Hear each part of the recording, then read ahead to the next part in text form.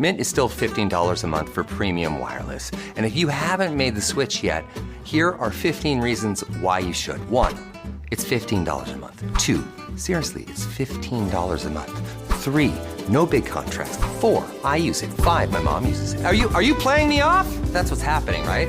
Okay, give it a try at mintmobile.com/switch.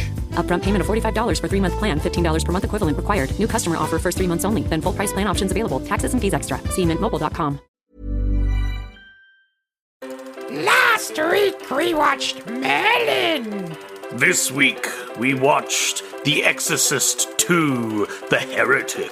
The connection is the actor James L. Jones, who's barely in both movies. He was pretty good in this movie, though.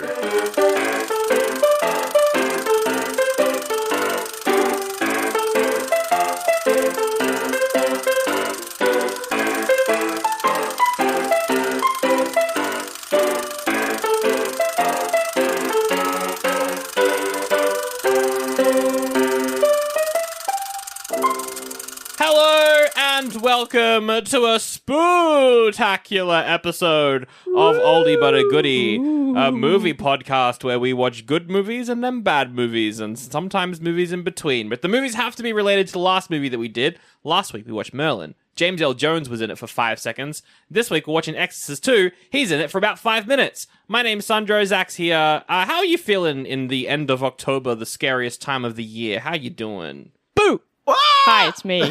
What? I thought I'd pop by. It's the end of October, so I'm here. Oh my here God, to Han is collect here as my, well. Oh my my debts. God. And The souls I'm owed. Oh, jump yeah. scared us.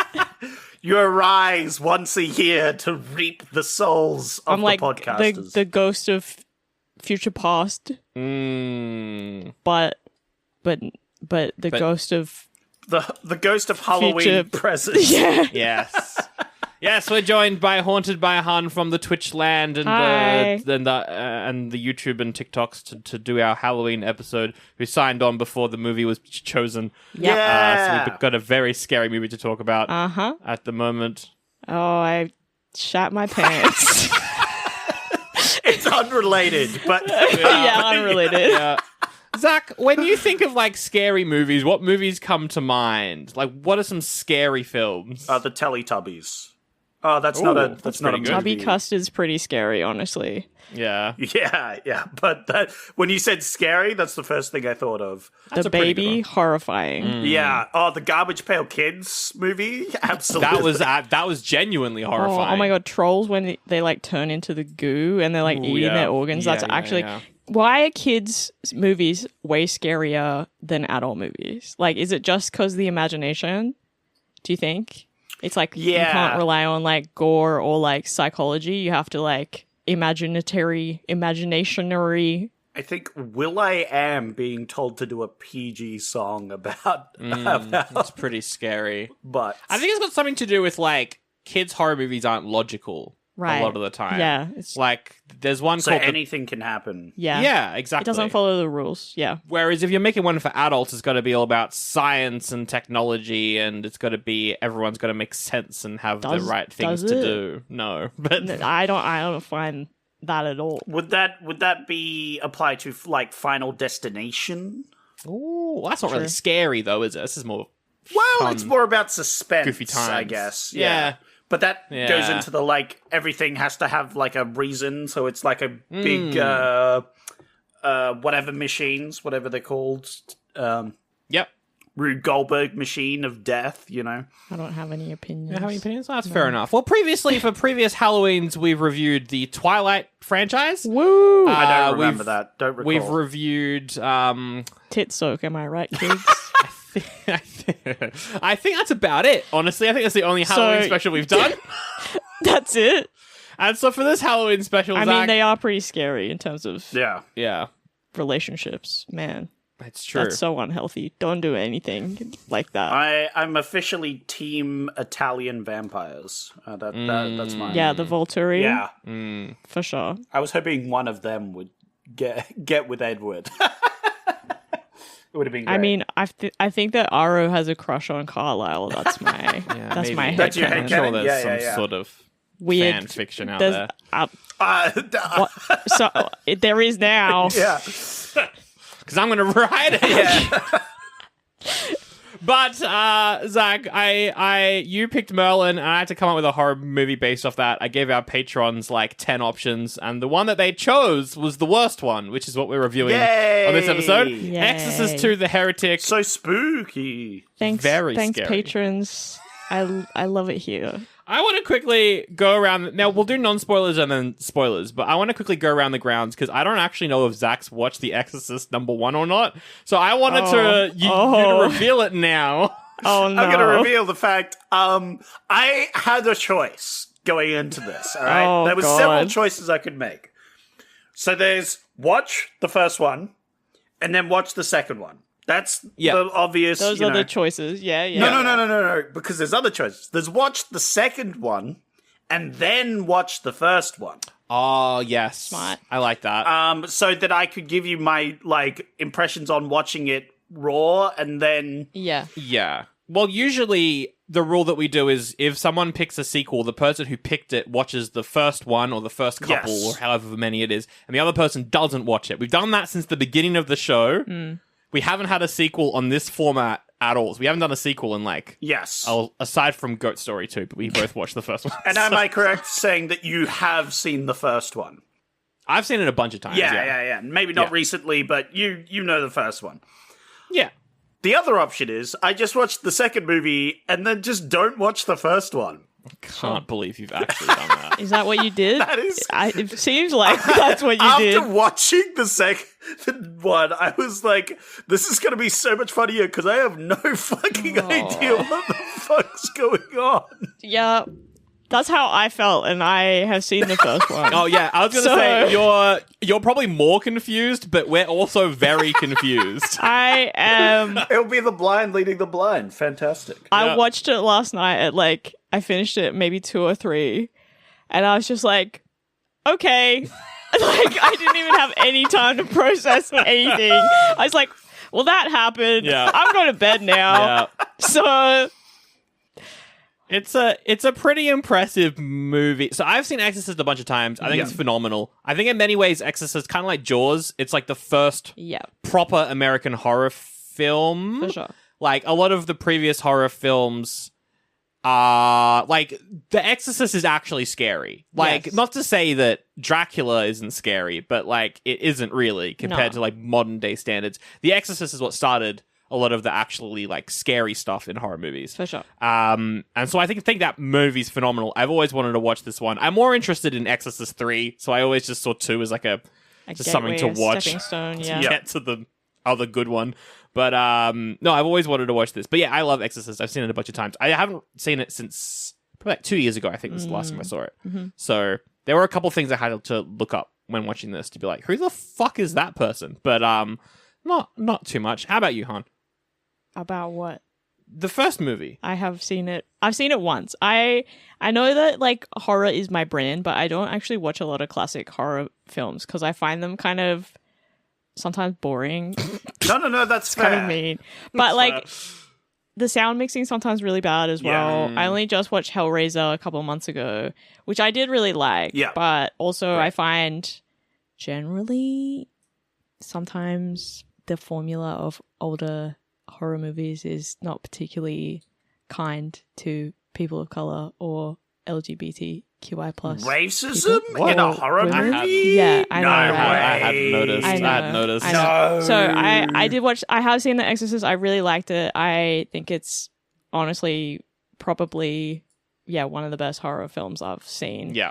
I had tried to watch it multiple times, but I just couldn't get past the first 20 minutes where there's the unrelated mission where he goes to some Middle Eastern country, African country. I think it's Iran. I can't remember. Don't worry It's about it. We'll cover it later in this episode. Exactly. We'll get into this one. Yeah, if you haven't seen Exorcist, the first it takes a while to get into what it is actually about. Yeah. But it is like it's an epic horror film. Everything's important at the start, sure, even though it's like, why the fuck are Yeah, you doing this? I'm right like, now? okay, like why is this Indiana Jones now? Like what's going on? That's what I was going to say.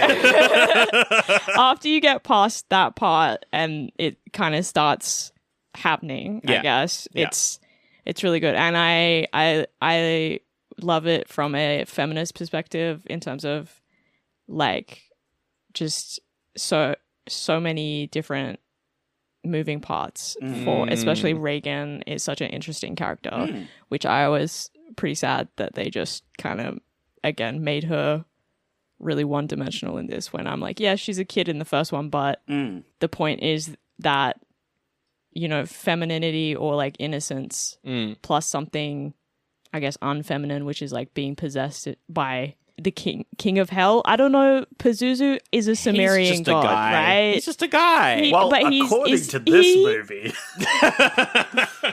evil spirit of the skies, I believe, of the is wind, what it the says. spirit of the wind. Yeah. So I liked the first one, and this one, I don't know. Okay, you don't know. That's fair. I'll quickly say, I've talked about it before in other episodes, but I agree with you, Han. The problem with horror movies, and going back to older ones, is they didn't need to try as hard to be creepy and scary. No, for sure. But every horror movie since the other one always has to be scarier than the last one. Yeah. And so horror has spent literal centuries one-upping to make things scary and scarier. As people get more and more desensitized, you have to make it more and more totally scary. agree with that. Yeah, exactly. And that's why I prefer thrillers, because I think just the anticipation is what scares me. Like fair. They hold up well. Yeah, and I'm not like, I don't want to be like, I'm desensitized to violence. I feel like a lot of people in this current generation I know that you watch Terrifier and laughed at it. You're pretty decent. Like, it's camp though. I think there's a difference between being camp, but like I don't want to, this is like trigger warning.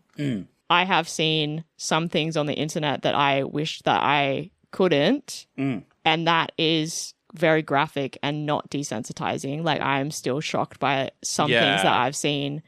I can tell what's real and what's fake, and my brain can. And I don't know if that's like because I'm autistic, that I'm just like, I understand this is smoke and mirrors. Because when I do see it happen in real life, which unfortunately I have, like, it's fucking traumatic and it's horrible, and I still feel that way. Yeah. So I think people are desensitized to violence and gore, but I think it's also people are horror tourists. They don't like horror as a genre, because horror as a genre inherently is queer.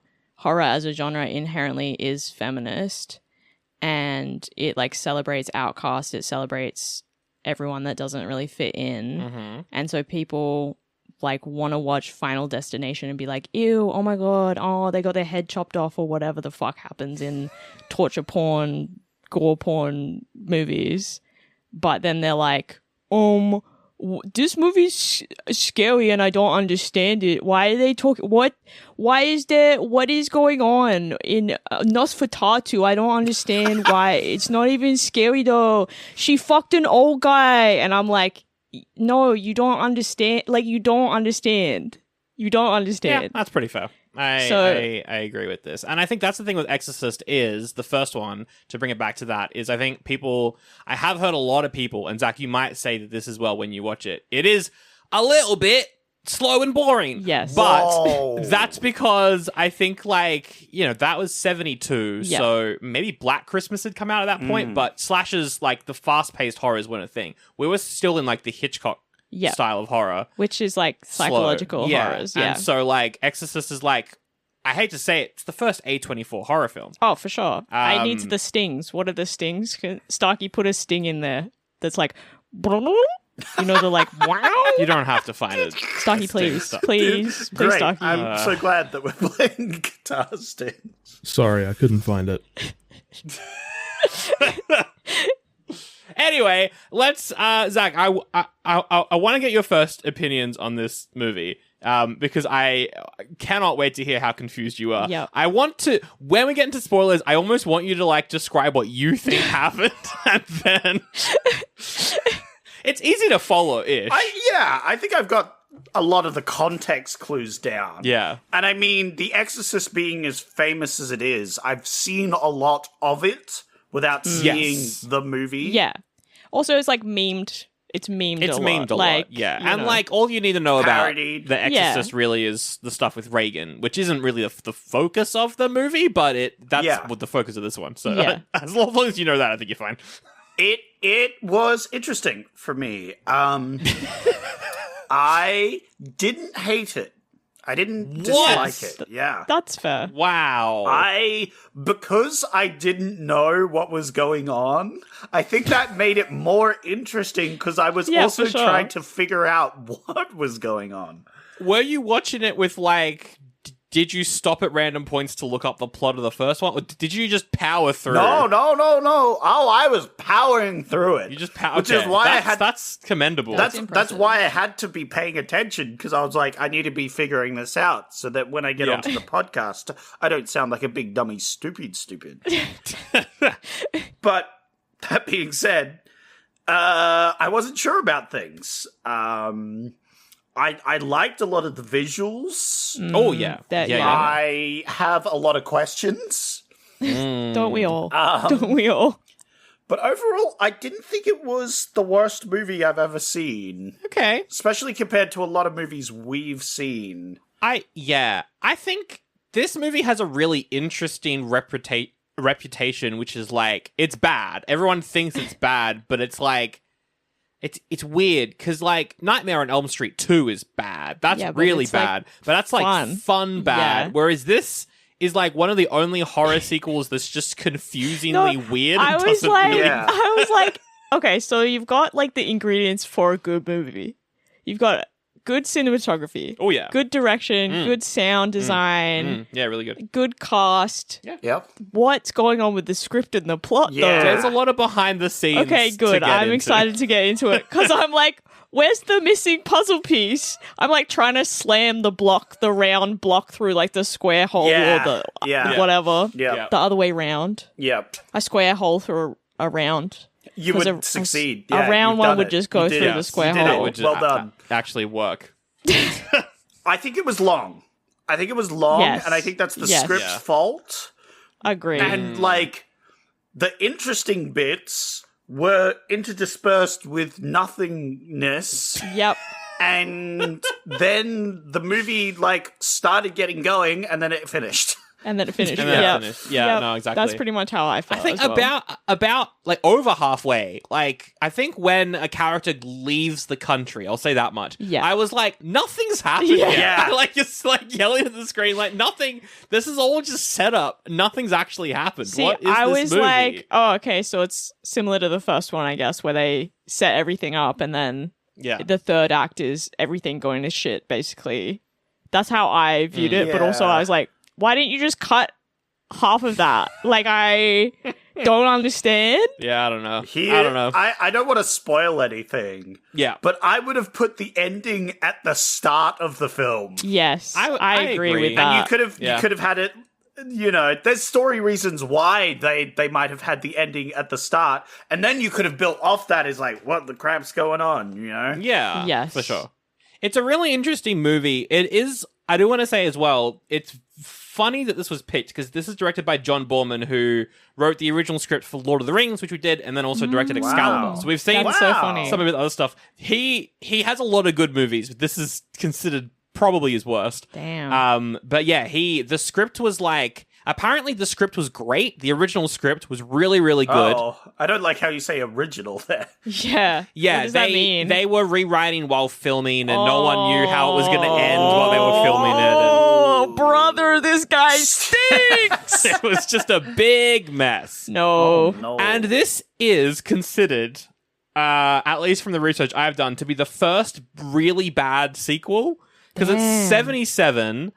Godfather Part 2 was the first movie to ever be called 2. Part 2. So And that is famously like better than the first. Better than the first. That had probably just come out at this point. Empire Strikes Back hadn't even come out. Like sequels were around, but not to this. Like they weren't called the same. They were like different names. It was just like 27 different movies of Tarzan. Yeah, exactly. But like not like, and yes, the sequels weren't as good, but none of them at this point were as bad as this compared to the first one. Like everyone's like, compared to the first one, what are they doing? And so this is the first really bad sequel. Damn. It's really interesting for me because I haven't seen the first one. Yeah, so you were like, meh. Yeah, I was like, this is okay. This is all right. It's fine. There's a lot of things I like. There's a lot of things I don't like. But, like, you go to Rotten Tomatoes or something, it has 10%. It does. Oh. 10%. Yeah. And I don't think it's a 10% movie. I think it's above that. I think there's a lot of good things. I don't think it's 10%. I still think it's probably, below 50%. Would you say it's closer to 13%, the audience score? I think the audience is slightly better, but, like, I think this is probably, like, a 25 or, like, a 30. But because of the first one, I think people just dunk on it because they're like... Yeah. Especially if you've watched this movie after watching the first one. Yeah. Yeah. Yeah, it's going to look way worse. So watch this one first and then go back and watch the original. Order of watch is 2-1-3. 2-1-3. But then this one actually doesn't really spoil it because you don't... Yeah. I think it's... Yeah. I mean, you know what? I think if you haven't been spoiled for The Exorcist, the whole point is that she's possessed. What? Yeah, well, so, my God. God, why would you say that? She gets possessed as a kid. Oh my God. So if you don't know that, then... from a 50-year-old movie, Next going to tell me her head you're doing pretty spins well. around and vomits everywhere. That's true. That does happen. What? It does happen. Your mother sucks dick in hell is the famous Your mother line. eats cocks, isn't it? Oh, is that it? I don't know. Google it. I don't want to. Oh. Because I respect the first movie too much. Incognito mode. I searched up mother sucking cocks and then something else came up. Safe search on, please. But the reception to this at the time, because I think people were like, Exorcist 2, oh my God. Godfather 2 was so good, we have to go see this. The hype was so high, and the reception was so bad that this is a story from the director of the first one. He's never seen this, but at the premiere of this movie, the Warner Brothers guys were all there at like the back of the cinema. Oh no! About half an hour or so, I don't know, maybe it's even 20 minutes into the movie. Someone like stands up and is like, "The guys who made this piece of shit are in this theater right now." And then they chase them out onto the street and just chase them for like... Oh my God, that's crazy. People were They pissed. started like a riot. What the fuck? That's so funny because it's only half an hour in. Like, it could have gotten better. They didn't know. They were just like, I'm done. Fuck this. Fuck you. At that point, I mean, some pretty shit stuff has happened at that point, but like, hang out until the end. Maybe that's that's so funny. This movie got a really bad reception. Well, because for the first one, it was like the first movie where it's like the newspapers were like, and people were throwing up when they came out. They had to leave the cinema because they were fainting and they were shitting their pants again. And yeah, I've never been. Oh, that's not true. I have been in a movie once where someone fainted, but it was for an abortion scene in an abortion movie. Some guy fainted. Pussy. That is what was on screen. Fair cop. Don't like that joke. Anyway, what else can we say? Are there any other first? Like, it's not all bad. There's some good stuff. I want to hear what you thought, Sandra. Did you like it? Did you enjoy the film? Were you there? Were you present? I think it's bad. I think it's a bad movie, but I did enjoy watching it, and I'm glad I did watch it. And I probably would watch it again. And I think... Because here's the thing, Sandra. I read a review, which I thought was interesting. Yeah. It was by someone who liked it. I didn't put it as one of the reviews, but they were saying this film was more of a quotations Italian slasher than a horror movie. This movie was there's a lot of moments in it where I'm like, this feels Italian. That's why I was like, I don't care that the plot's kind of disconnected, because I was like, I just framed it. I was like, oh, it's just like It looks good. It's fine. So, yeah. Just was like, if Argento did this, I would be like, on board with it. Yeah. It'll all be dubbed over with a weird funk soundtrack. It'd be sick. It'd be so cool. Yeah, look, I didn't hate it. I enjoyed watching it. It is confusing. There's a lot in this movie where I was being like, what is going on right now? And there's some characters who show up where I'm like, people are talking about them like you know a lot about them, and I'm like, who are you? Where'd you come from? And like stuff like that. But I had a fun time. I think it's an interesting movie if you like horror films. It's a really good social experiment. Yeah. Thanks for the prank, guys. Really it's appreciate a good prank. it. It's a good prank. Still better than Crystal Skull. That's fair, actually. Yeah. I was like, when I first watched Crystal Skull, I was like, I turned to my friend who I was watching it with, and I was like, is it aliens? And they were like, no, it's not aliens. And I was like, okay. Technically, it's not. It's interdimensional space beings or whatever the fuck they're called. Yeah. That's brutal. That is brutal. Sorry, spoilers for... Everyone knows. It's fine. Did you have any first impressions? If you spoil something for that movie, you're doing them a favor. A favor. That's true. Crystal Head vodka. Whoa! Dan Filtered Aykroyd triple filtered through Herkimer diamonds. That's right. Dan You know Aykroyd. what, though? I will say that it's worth watching Crystal Skull and getting pissed off at Shia LaBeouf so that you can see what happened to his character in Dial of Destiny. That piece That of was shit really good. dies. My first impressions? Yeah, I guess. I don't have any. Like, Okay. I was just like so tired. I had such a full-on weekend, and I was like, "Oh, we're gonna record this Monday night, so I need to like stay up and watch it." And I'm back to work this week, and so I was just like sleepy watching it. So I was just kind of letting the movie wash over me. I wasn't really actively participating. I've done that, yeah. Yeah, so I was like, meh. Yeah. Thematically, it's very similar to the first one, but also it's not at all. And I don't know how else to explain that without Spoiling it. Yeah. It is similar. It also isn't. And let's rate it and then get into it. Han, we'll start with you. Oldie or a goodie? This is an oldie. I'm sorry. I feel bad, but like, no, as someone that has a degree in psychology as well, I'm like, the fuck are you doing? Yeah. I like the part where she said, I'm autistic. Oh my god! Oh my god. I was like, it's the 70s. They didn't say that yet. I'm autistic, and I'm like, me too, girl. Me too. Up top. High five. Join the club. If anyone's autistic, it's Regan. Like, let's be honest. Fair. Yeah, I mean, true. It's Well, spoilers. it's but spoilers. like that Spoilers. scene, it like kind of implies that. Anyway. Zach, Oldie or a goodie? It's a tough one, isn't it? This one, the problem for me is this is like almost perfectly middle of the road. Yeah. It's medium.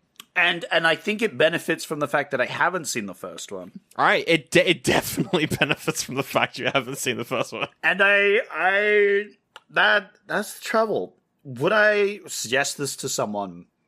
No, Yes. probably not. Okay, all right, yeah. Which is a bad sign. If I can't suggest it to anybody, if I'm like, nothing really happened in this fucking film, yeah. can I really call this a goodie? I would watch this at a sleepover while everyone's on their phones because someone has decided they want to go to sleep, but no one else is sleepy yet. Yep. Which is where I would watch Nightmare on Elm Street 2 and 3 as well. I'd put them in. Hey, 3's good. Hey, 3 Dream Warriors. That's no disrespect towards Dream Warriors, please. Dream Warriors! Isn't that the song? Yes. Nice. Here's the catch, though, Okay. Yeah, What's yeah. the catch? is that this movie would be the best drinking game movie.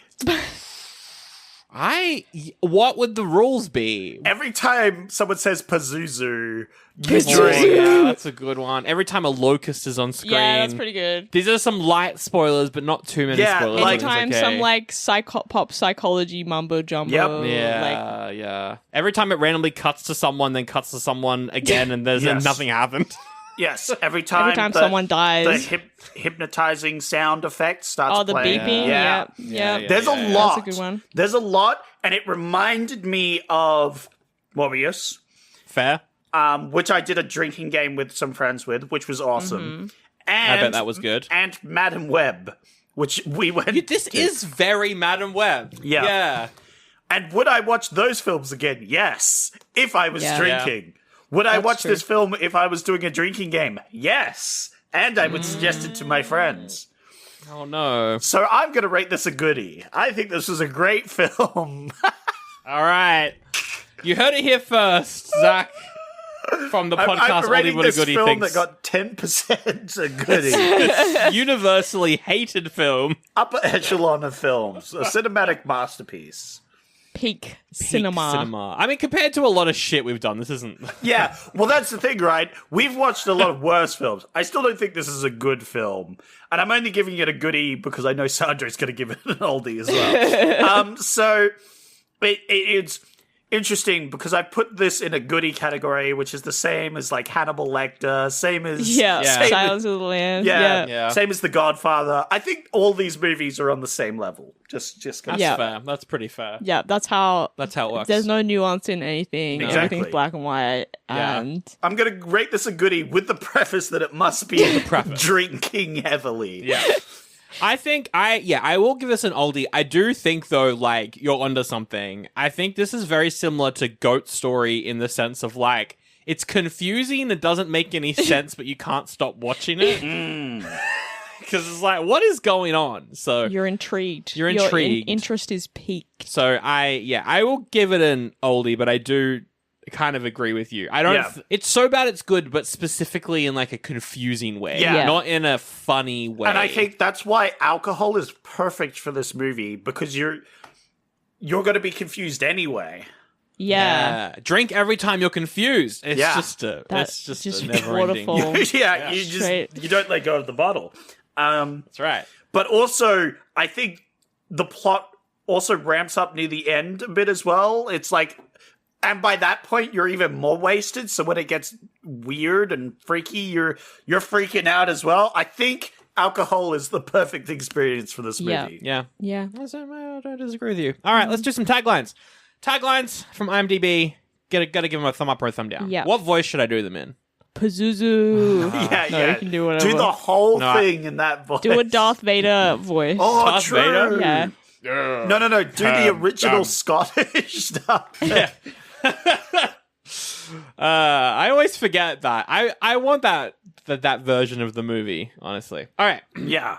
Oh, absolutely. The evil lives on. Can it be stopped? Boo. I don't, what does that even mean? They already, like, I don't want to spoil it, but they kill him in the first one. Like, they kill him, he dies. I don't want to. Okay, spoilers-ish for Exorcist. Do they perform an exorcism and kill a demon? They perform an exorcism. No, exorcism. okay, yes, they do, but No- they don't. no spoilers. They do and don't. The like a spoiler-free version of it, I guess, is I'm gonna give this one a Pazuzu's thumbs not up. in Regan at the end of the Okay. movie. I'm gonna give a Pazuzu thumbs has up. Pazuzu has left Regan, and Regan is not possessed at the end of the movie. Awesome, cool, Someone else is possessed. Someone else is possessed, very good. and that person dies. Therefore, Pazuzu also dies because Pazuzu can only exist if they're possessing people. But in this movie, The real world. the rules have changed. Perhaps they were just sent back to the underworld, and then they can just kind of stroll back whenever they want. I don't care for that. Anyone don't they've care for possessed, that. they can Are immediately you possess saying the again. implications Yeah. of this movie do a detriment to the original Yes. movie? And I don't like it when you change the rules. I like the rules, and yeah, but Yeah. here's the thing: we need to you make need a to have the sequel. rules. We need That's money. true. I mean, Well, here's we're the making thing. a It's sequel. I didn't even bring that up. The original concept of this movie was they had a bunch of footage left over from the first one, and they were like, "What if we just use that and then film a little wraparound story?" What the fuck? They were going to Silent Night, Deadly Night Part 2 it and just Hell have yeah. a recap movie. Incredible. All right, next tagline. Their minds locked together with the most terrifying vision of all. This movie, Your mom. Oh, I'm gonna give this thumbs up because it's funny. Yeah, I kind of like that one, actually. That was kind of fun. This one might be the least threatening horror tagline I've ever heard. It's 4 years later. What does she remember? This is me meeting up with my ex at like a McDonald's by accident, and just like getting some of that trauma. What the fuck? What does she remember? It's like, Not a tagline. That's just like a conversation. how you doing? Oh yeah, I'm good. Yeah, you still working at that place? Yeah, absolutely. All right, it's good to see you. See you later. It's like when you do something and then your anxiety like won't let you ever rest, and then it's like 4 years later and it's like, what does she remember? Because you like tripped over one time in front of someone or something like that. Yeah. No, boo! What the fuck is that? I'm gonna give this a thumbs up. The best tagline we've ever gotten. Hell yeah. I'm done with subscriptions. Streaming, fitness, razors, vitamins. I've got subscriptions for everything in my life. They lock you in, and half the time, I can't figure out how to unsubscribe. That's why I'm so excited about the new Blue Apron. Now you can get delicious meals delivered with no subscription needed, including new pre-made options. Keep the flavor, ditch the subscription. Get 20% off your first 2 orders with code APRON20. Terms and conditions apply. Visit blueapron.com/terms for more. Hey, I'm Paige DeSorbo, and I'm always thinking about underwear. I'm Hannah Berner, and I'm also thinking about underwear, but I prefer full coverage. I like to call them my granny panties. Actually, I never think about underwear. That's the magic of Tommy John. Same. They're so light and so comfy, and if it's not comfortable, I'm not wearing it. And the bras, soft, supportive, and actually breathable. Yes, Lord knows the girls need to breathe. Also, I need my PJs to breathe and be buttery soft and stretchy enough for my dramatic tossing and turning at night. That's why I live in my Tommy John pajamas. Plus, they're so cute because they fit perfectly. Put yourself on to Tommy John. Upgrade your drawer with Tommy John. Save 25% for a limited time at TommyJohn.com/comfort. See site for details. Well, pack your bags and head on to the airport, listener, because my name's Sally McSeller and we're going to Japan. Well, that's not true. We're actually going to patreon.com/Oldie But A Goodie pod, where Sandro and Zach are reviewing a movie where Wolverine goes to Japan. It's called The Wolverine, and it's got lots of action and talking. Here's a clip of the boys talking about it. The best action in this is just Wolverine fighting guys with swords. I love that. Oh, I think absolutely. that's really cool. Do you know what ruined the sword fighting for me? What ruined the sword fighting? The stakes. Okay, yeah. We have the sun. The sword fight scene with him and Wolverine is sick as hell. It's the best awesome. action scene in the whole movie, yeah. He can't win though. It's shown that he is the better fighter. He is a better swordsman. He chops Wolverine in half. Wolverine just goes, okay, next. You know what? This is a pretty fair criticism. They're really at the deep end of the X-Men franchise now, right on the tipping point of time travel. But first they have to get through the Wolverine. He's in Japan. He's got swords out of his hands, and he's using them to fight people with swords that they hold in their hands. Patreon.com/Oldie But A Goodie pod. We can get that episode right now. You can also get all the other X-Men reviews, Nicolas Cage reviews, and ad-free episodes too. If you never want to listen to this promo ever again, patreon.com/Oldie But A Goodie pod. All right, spoilers. Watch out. We're spoiling Exorcist II. Get spoiled. Zach, I want you to lead the plot. Because I want to hear what you think. What is going on? So what happened? What's the movie about? So, do you want me to just quickly go through the whole movie? Yeah. Okay. Yeah.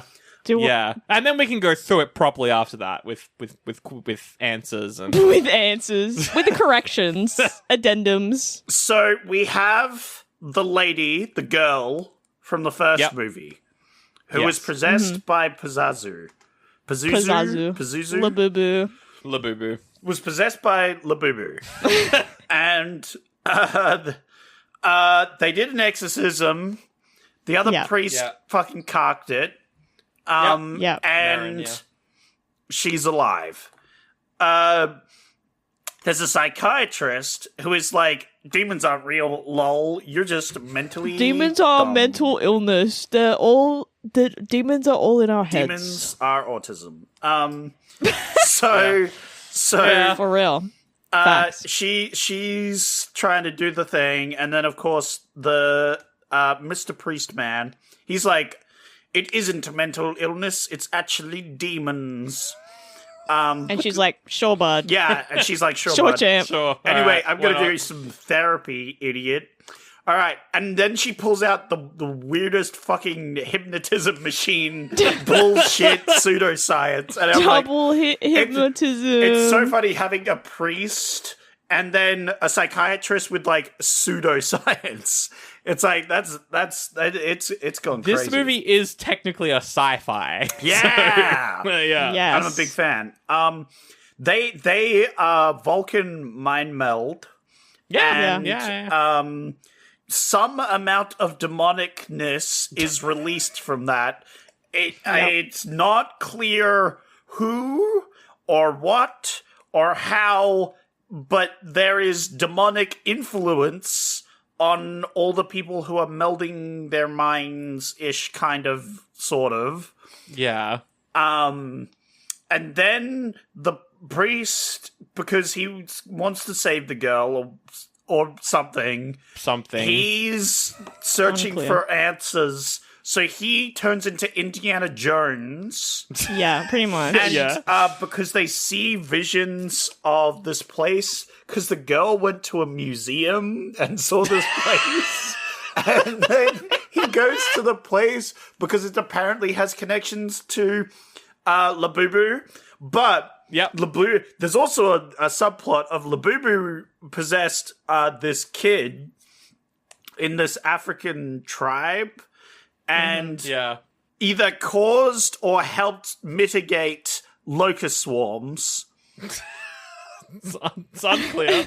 All the locust swarms are the Labubu. That's what I thought it was. Who knows? That's what the movie implies. But it also had this guy who was mitigating the locust swarms. Yes. Yeah, yes. But the movie was specifically, it tried to be unclear whether I think the locusts were just a visual representation of Pazuzu. Yes. Because at the end, Regan is being swarmed too, but she diffuses it. Yes.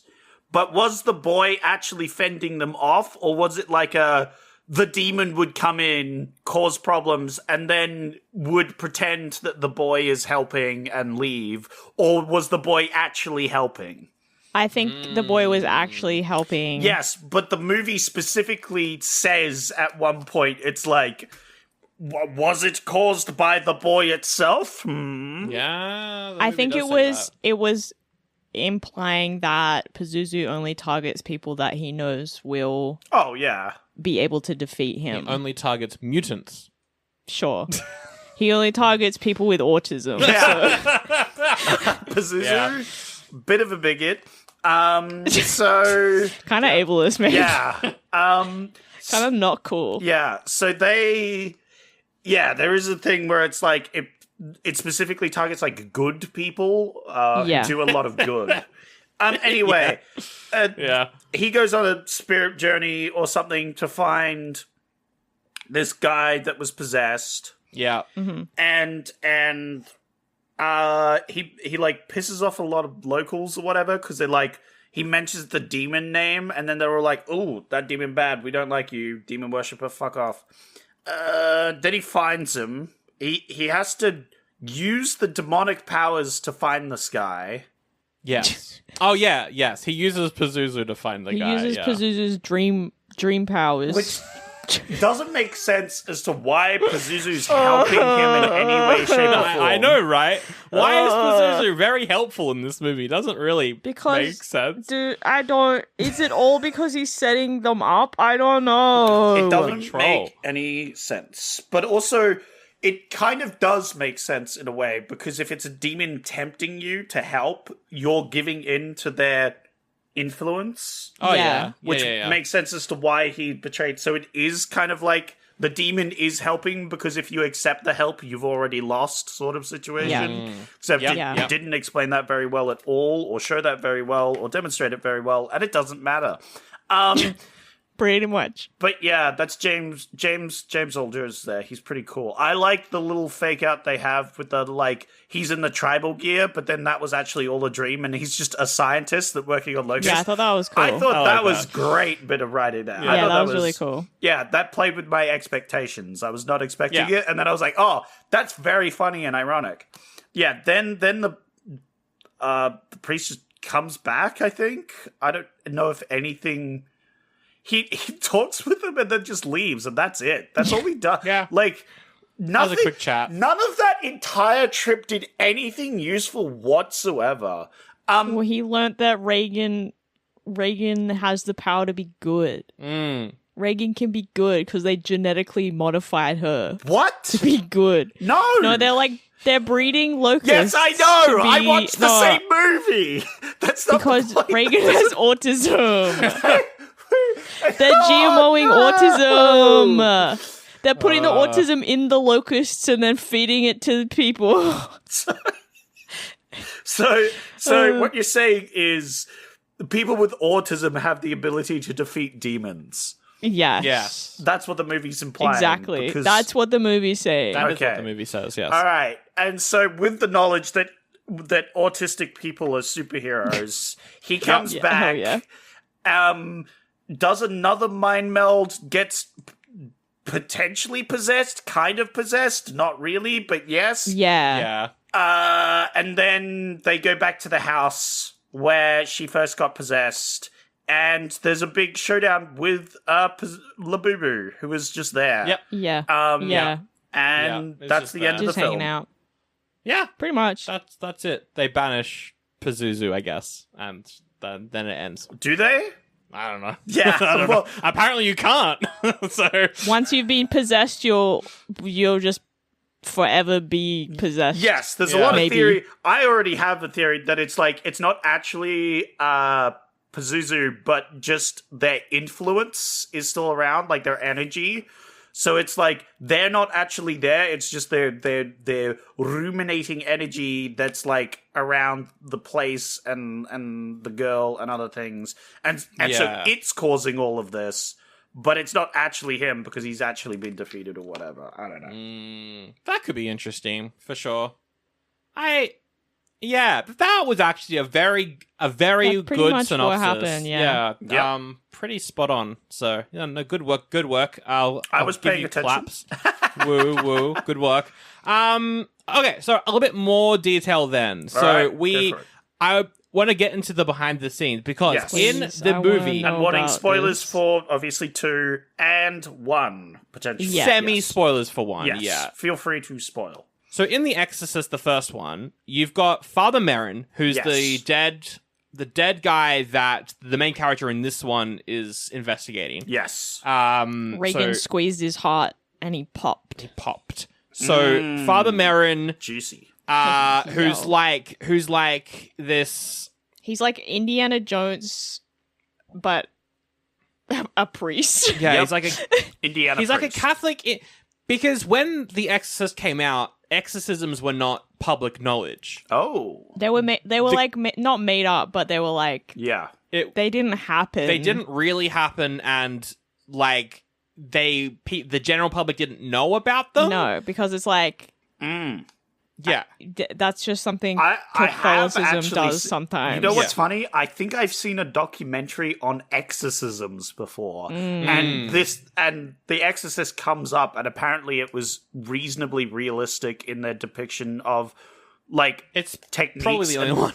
I think they like studied it. Yeah, really. They like brought in an actual priest. Yeah. So there's a second priest in The Exorcist, the first movie. Yes. And he basically takes over for Merrin once Merrin dies, and they're like working together.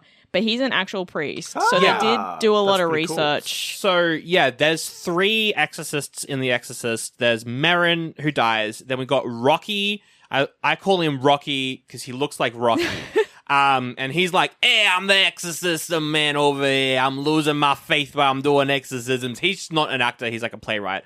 And he's great. And then there's the 3rd exorcist, who's the one who like priest. walks away at the end of the movie, right? And he is an actual priest, and he was meant to be the main character in this one, but he read the script and said, "Fuck no." So good for you. Good for you, King. And also, Proper. I think because The Exorcist was so controversial when it came out, he was like, "Well, I want to keep my job as a priest, so I don't want to do another one." That's fair. Because probably got in trouble. Yeah, maybe. Oh, you're making demons real by talking about them. Yeah. Oh. I was gonna say Richard Burton kind of resembles Kevin Spacey a little bit. I was just going to point it out. But the main guy. Yeah, that's true. That's true. what I thought of during this, and I was like, that's a rough one. I can see that. Oh my god, he's a stage actor, best known for playing King Arthur. We just can't fucking escape King Arthur. Anyway, so yeah, that character was originally meant to be the actual guy from the first one. But when he said no, they had to come up with a new character whose story arc is almost identical to every other story arc in the first one. So he's a father who he did an exorcist that didn't go well. She died. She burned up. It's a very confusing scene. Doesn't make any sense. And then he goes to like the Pope, and the Pope's like, no. It wasn't the Pope. It was like some other. It was a cardinal, I think. Yeah. And the cardinal's like, "You got to investigate this Merrin guy. He died 4 years ago, and what's he? Is he a Satanist? He was doing a bunch of things that Catholics shouldn't do, like say the devil is real." And I'm like, but no, hang on. Why 4 years later? I was confused at this point. 1, because why 4 years later? 2, well, it's because Regan looks older. That's probably why. No, I understand the literal reasons. I'm talking like why have you been sitting on someone getting murdered for 4 years and you haven't done any investigation into it? Well, first off, I think it's politics. They got a lot of bureaucracy and that sort of system. I did watch Conclave, and I think it's like a job that no one else wanted to do. Yeah, that's fair. Yeah. And the only reason he's on it now is because he fucked up the last one, so they're putting him on like the shitty jobs, Yeah. On the shitty job. Yeah, you might be onto something. That's fair. That's my And also, interpretation. apparently, like, Merrin's like journals or stuff have been found during these 4 years, and Great. It's caused some sort of tension in the church because he's acknowledging that demons are real and that hell's real and that But isn't that Satan wants to isn't kill that God? What Catholicism is all Yeah, about? that's kind of the whole point, what- is that you scare them with that to make them want to do the good things. I thought that was. I think the problem is it's like acknowledging that demons specifically exist and can possess people and can hurt people, and maybe that's spooky. It's not that Satan's real and hell's real, it's that demons can possess you. Right. So they like Okay. metaphysical can like come okay. and get you. Sleep under your bed at night. I mean, like, yeah, if someone gets possessed and that's like a thing, it's like, well, that does kind of prove you were right, though. Yeah. It does prove that they exist, and therefore God, via proxy, would exist. Yeah, like, genuinely, I would, if I was in the You know Catholic what? Church, well, no, if I wasn't in the Catholic Church, and then my best friend got possessed, and then I saw the head turn around and vomit everywhere, I wouldn't be like, oh, I'm a Satanist now. I'd be like, no, I'm going to go fucking join the church, probably. Yeah. Give me some holy water. So- give me a crucifix. Yeah, no, fair. You know what? Instead of watching this movie, go watch The Pope's Exorcist. No, with don't Russell watch Crowe. The Pope's Exorcist. Please Yeah. do. Doesn't that movie have, like, the Dragon Age symbols in it for some reason? Because it's the Inquisition. Dragon Age Inquisition. And Hell yeah. and they looked up Inquisition on Google and thought the Dragon Age Inquisition logo was the actual Inquisition Probably, logo. And they or put someone's it in the movie. one of the artists is just having a laugh. Maybe having a laugh. Having a goof laugh. with them. Yeah, that's crazy. I watched that with Yeah. my brother and we were just giggling the whole time. It was so bad. Don't think I finished it to this day, to be honest. Okay, so that's the backstory on the father for this movie. Is he's there, and he's like, I'm investigating Marin. So. He's like, I'm losing my faith because I didn't do an exorcism on a doctor woman, A maybe. healer. I don't. A healer. A healer. And then she Hold just on bursts one into second. flames. That was a woman. I don't think she's got a doctorate, like. Not in the 70s? Yeah, not in this movie, I don't think. Judging by the rest of the movie, I don't know. Although there's a psychiatrist, so I guess I don't know. Psychiatrist. Okay, Zach. Question. Let's talk about Regan. There's a very so for her story to work in the first movie, you need one very specific character to be around with her. Who's not in this movie? Who do you think was missing? Don't know, but I'm gonna guess it's the mum. Right? Oh yeah. Ding ding ding ding ding. because it just at the start, it's like the reason she's in therapy is because her mum's worried about her. Yeah. Yeah. And then the mum never comes up ever again, and I was like, where the fuck is her mum? She's in one scene, I think, where she... Oh, she doesn't show up in this movie at all. Who the fuck was that then? I don't know. There was like a woman that comes in and she's like, I need you to mind meld. You need a mind meld. You need to talk to father. That's Was Sharon, that the right? housekeeper? Yeah. No, Wasn't there's that Sharon, and then there's another woman that comes in Oh. to I the have apartment. no fucking idea. I don't know. And because I assumed that was her mom. The actor specifically, like, refused to come back because of the reception of the first movie Damn. being like, blah. So she didn't. What was the reception? Blah. I did like devil horns. So, Oh. so that's why I Very did that. spoopy. Yeah. Her mum is. Because, like, all this movie is the psychiatrist being like, you weren't possessed, it was mental illness. And I'm like, if the mum was here for 1 minute, she would be like, no, she was fucking possessed. Yes. Yeah. Because I saw it. There's a whole movie where I saw it. Go watch the movie. So basically, it's like the whole first movie is Regan's parents are in a divorce. Yep. Are getting divorced. Regan's mom is an actor and she's away a lot on set. And so she's like, we're going to move. And Regan's internalizing like a lot of the guilt for her parents getting divorced and stuff like that. And so everyone's like, oh, she's just acting out because you're getting divorced and stuff like that. And it's like, no, she's like literally possessed, right? And it's like, you know, whatever, it's up to interpretation what's going on. But the whole point is that her mom gives a shit and is like, no, my daughter's sick, I'm going to stay at home and take care of her, and then like does. Yeah. And is like, okay, now we need to get you exercised because what the fuck, you're spinning around and floating and shitting on the ceiling. I mean, all that happens in a divorce. I did Yeah. a fair share of No. mine when my parents got divorced. You know, it happens. You know, Same. Oh, that's why I didn't see you for about 6 months. yeah, it was rough. spinning It on the was bad. ceiling, Yeah. crawling on the walls.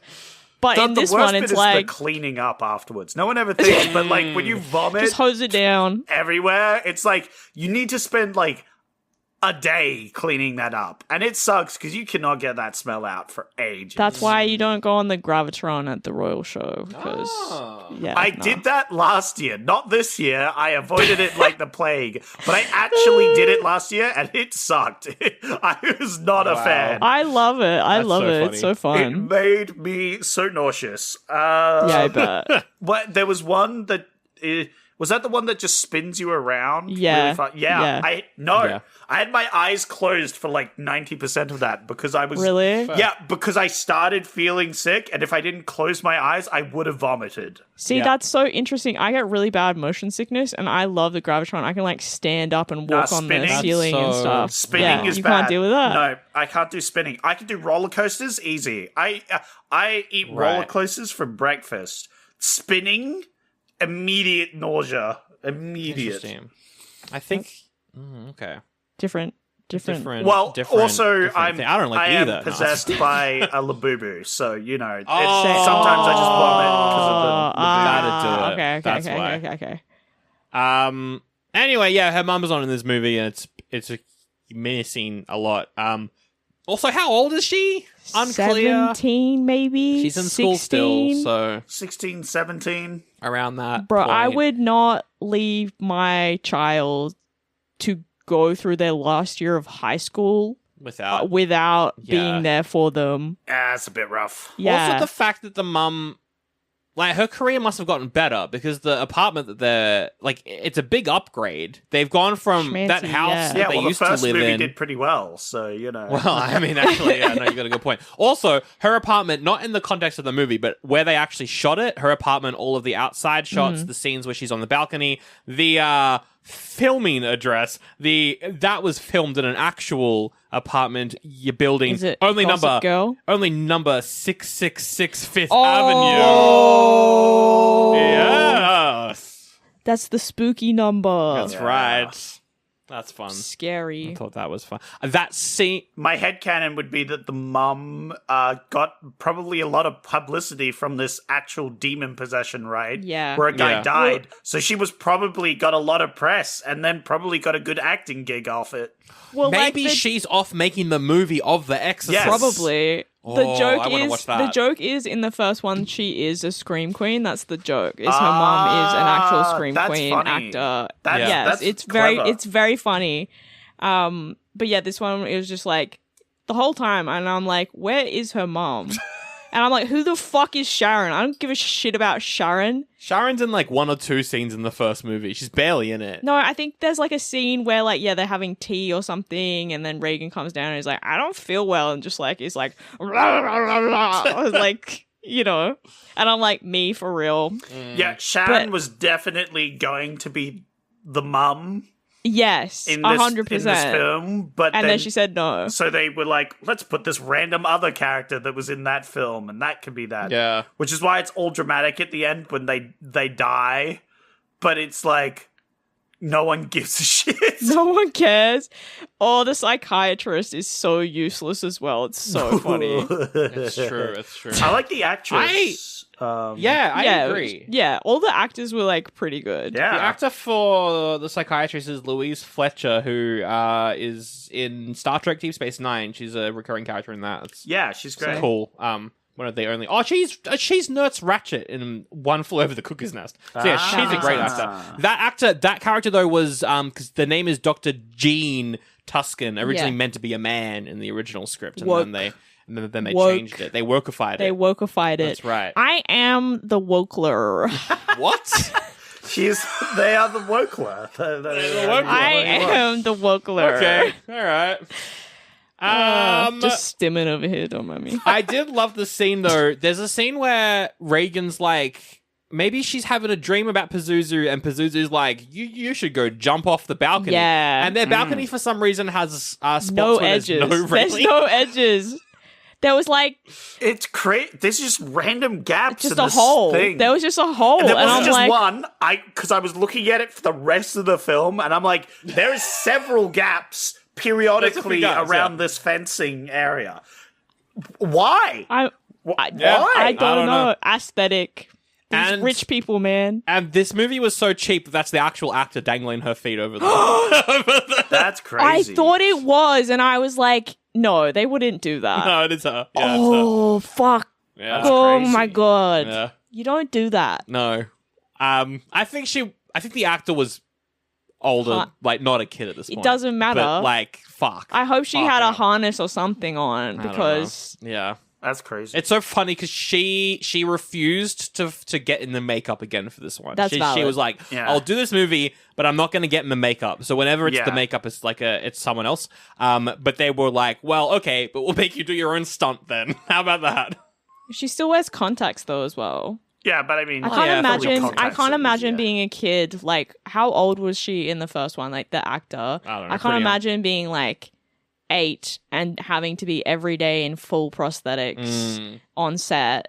You'd be so exhausted. That Yeah. poor child. Like, What other behind the scenes stuff? The first Exorcist movie was famously plagued by unexplainable things happening on set. People getting sick. It took forever to film. This one was also the same. I think a lot of the cast got sick. Director got like some sort of foot infection at some point. Ew. So, yeah. These movies are Wash your fucking hands, you famously nasty. Yeah, haunted sets for The Exorcist, kind of like Poltergeist. The bad stuff happened, but also it was the 70s, so who knows who knows what caused it. Not washing your hands. Yeah, probably. Wash your hands. What else? What is another plot point?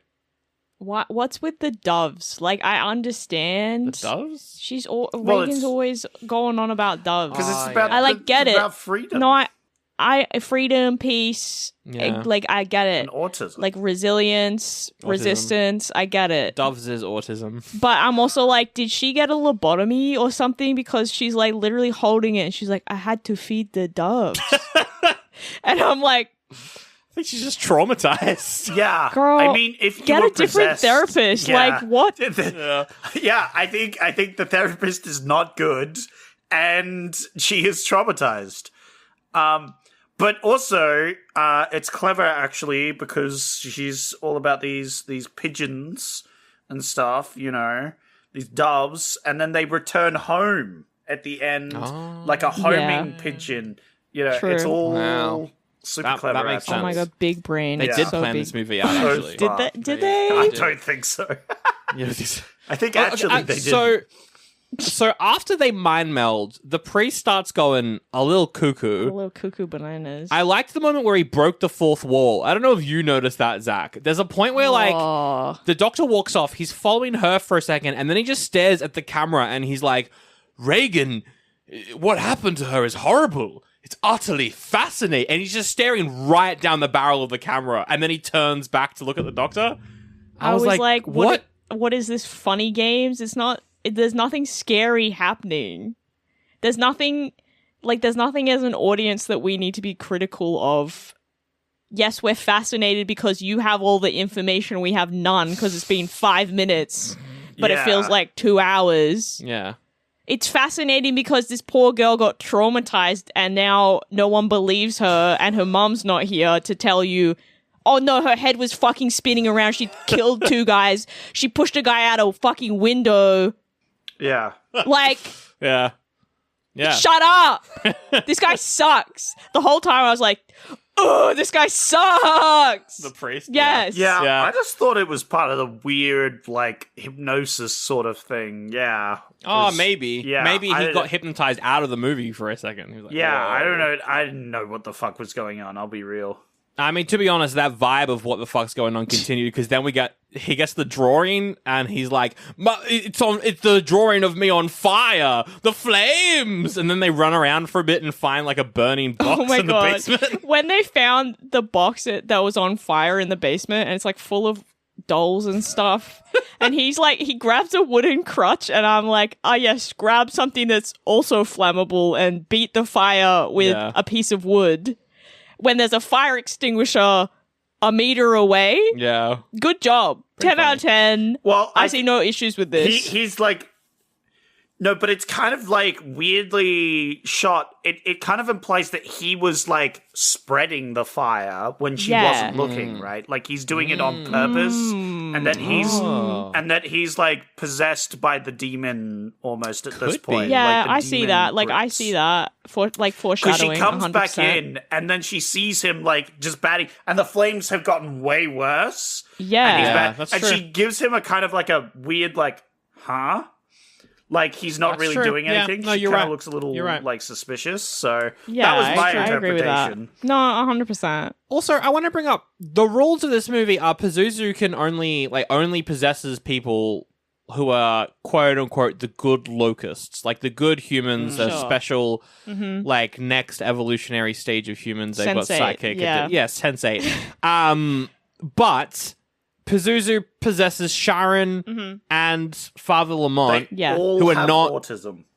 All But she's Pazuzu is trying to possess Dr. Jean when Regan and like her are doing the mind meld. They're like Regan and Pazuzu are like fighting over Jean's heart, which is it's a really cool scene how they did that. I really like that. They're like holding onto her heart and it's like superimposed and their like hands are like fighting over the heart. I thought that was pretty cool. Yeah. That was probably the coolest part of the movie, honestly. Yeah. At that point, I was like, I am intrigued. And then after that, I was like, I go back to sleep now. Fair.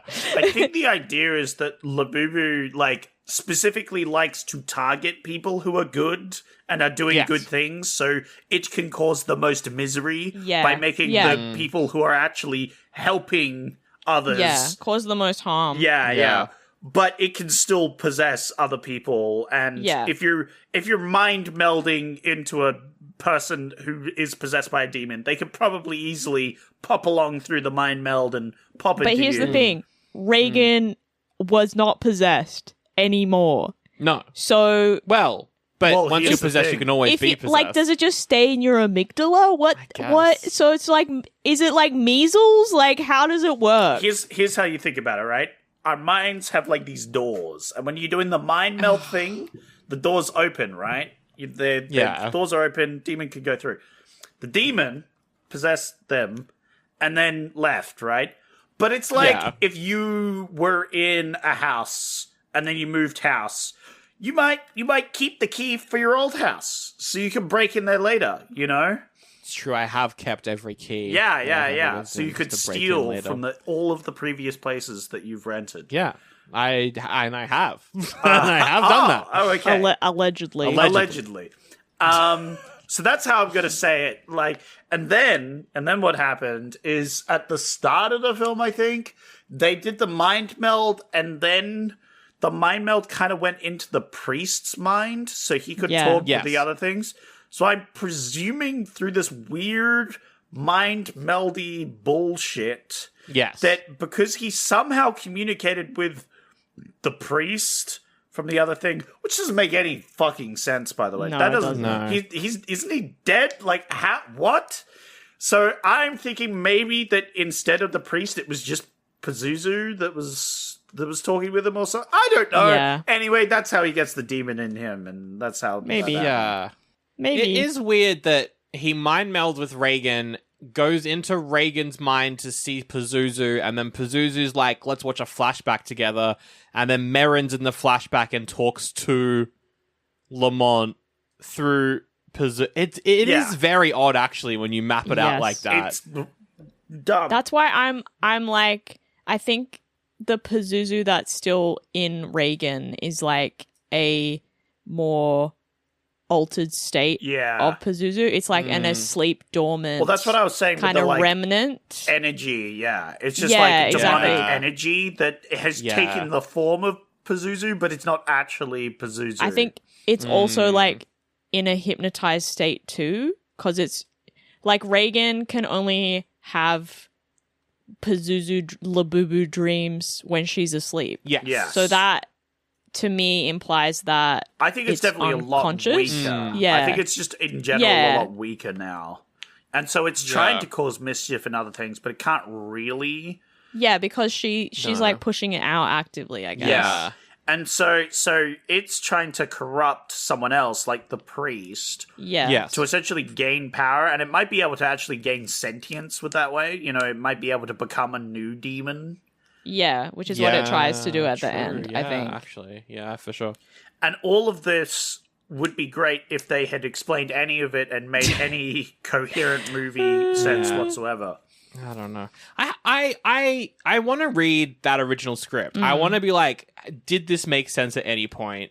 Because the way that I read some interviews with the director, and the way that he like described it as like this metaphysical battle between good and evil, I'm like, hell yeah. I wanna watch that. What happened? So why didn't they use the original script?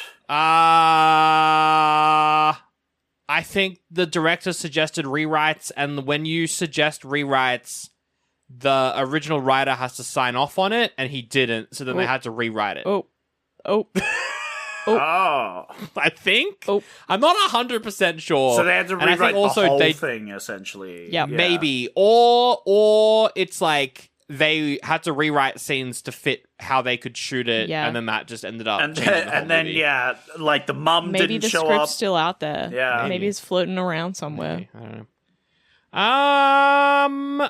I like a scene. There's a scene where Lamont, he puts his rain cloak on a chair, and then he walks off, and then it falls. the rain cloak falls off the chair, but they keep that shot in, and I just found that very funny. Couldn't get a continuity editor. I just laughed at that. Anyway, okay, so he goes off to Africa. Zach, was this racist? Yes. All right. Okay, yeah, cool. So he's in Africa and he does some things. I mean, like, I would say it's just as racist as Indiana Jones is in several scenes. Yeah. Yeah. Especially, it's like Temple of Doom level. Yeah. Actually, honestly, Temple of Doom might be slightly more racist. Yes. Yeah. I think so. Only because there was slightly, and only slightly, more heart-grabbing in Temple of Doom. You're right, More monkey brains. There was more monkey brains. Yeah. But yeah, there's definitely some like a white guy going in to save everyone into a place full of non-white people, like I don't know what you'd call that, like a white savior, something like that. Yeah. You know? Patreon.com/Oldie But A Goodie pod. Our review of The Wolverine is up right now. Unrelated, not bringing that up for any particular reason. Yeah. Anyway. But yeah, no, it's that sort of thing. I was like trying to figure out. I was like, where are they based on how everyone's dressed? Because everyone was dressed so many different cultures, and I was like, where is this? I think it's implied that he's moving around a lot. No, I was like, but at the actual like temple, the temple on top of the hill, I was like, where is this? Because people were dressed like it was like Southeast Asian, and then it was like that's true, West Africa, and I was like, where is really this? Helpful because all the people who aren't white don't speak English, so except for one person. Oh, two. Oh yeah, we got one guy at one point, and then also James L. Jones. Yes, as well. James L. Jones. True. Yeah, but like he's not in the temple scene though. Yeah, so I guess he's not an extra. Also, what a fucking weird plot point is it where he's seen the flashback with Merrin and saw how some guy died, and then he's at the temple and he's like, a guy died over there. And then they're like, no, a guy died over there. And he's like, no, he died over there, trust me. And then they go look and there's a skull and they're like, oh my god, he's a demon or something. I was so confused about that. It's because it has literally no point for the film and is completely useless. But it's like, the point is to prove that the like visions and stuff were correct. Yeah, the premonitions are correct. Yes. Okay, yeah. I get that's the point. I think it's to isolate him further and to make him call on Labubu. Mint is still $15 a month for premium wireless. And if you haven't made the switch yet, here are 15 reasons why you should. 1, it's $15 a month. 2, seriously, it's $15 a month. 3, no big contracts. 4, I use it. 5, my mom uses it. Are you playing me off? That's what's happening, right? Okay, give it a try at mintmobile.com/switch. Upfront payment of $45 for 3-month plan, $15 per month equivalent required. New customer offer first 3 months only. Then full price plan options available. Taxes and fees extra. See mintmobile.com. You buy a pair of socks, that's 2 socks. You buy a pair of Bombas socks, that's 4 socks. Because one purchased is one donated. Socks are the #1 most requested clothing item in homeless shelters. So when you buy a pair of super comfortable Bombas socks, you're also donating a pair. Bombas customers have powered over 150 million donations. So Bombas would like to thank you 150 million times. But we only have like 30 seconds. Go to bombas.com and use code AUDIO for 20% off your first purchase. That's BOMBAS.com and use code AUDIO at checkout. More. Yeah. Oh, because then all the people start to stone him and he runs away. Yes. Which is also incredibly racist. I'm like, not every country just is like, oh, I'm going to stone you now. What? Is this the Bible? Like, what the fuck? I did like how he bumps into like some guy who's all about religions. That was and funny. He's fully into all these different religions and stuff. I'm like, oh, what a cool character. And then they fly over somewhere and we never see him ever again. And I was like, oh, yeah. Well, they just introduced this character. He has like 2 scenes and then he's gone. And we never see him again. I was like, oh, I was kind of into that character. He reminded me of, what's they call it? The the Weasley guy from The Mummy, right? Where he has all the I was necklaces. going to say that. Yes, he reminds me of that too. I thought it was also so funny that every time someone asked him, they're like, "How have you been here before?" And he was like, "I flew on the wings of a demon." Yeah. And I'm like, you wouldn't be like, "Oh, I don't know, God showed me a vision," or I've seen photographs or something like that. No, fucking stones at you. And every 2 seconds, if someone fucking said that to me, I would be like, okay, then. Sure. I got really something important to do, but I'll see you around. I'll be back. I'm parked over here. I gotta go. Yeah. Also, the guy who played the man who's obsessed with religion, The helicopter man, that's Ned Beatty, who's done a lot of movies. Most famously, he's the bear in Toy Story 3, so it's kind of cool to see him show up for a scene. Wait, the evil one. The evil one? Yep. Yeah, that's crazy. Fuck that guy. Oh. Fuck that guy. The evil bear? The evil bear. Nah, he sucks. But great actor. Yes. Oh, yeah. He gave himself a nickname at some point. He was like, "I'm Edwards, but you can call me Edwards." Like, he gave himself a nickname. I was like, what is going on? Dude. That's my sort of energy. What is such a weird tone shift for 5 minutes. It was. And then it's like, okay, bye. Okay, bye. Yeah.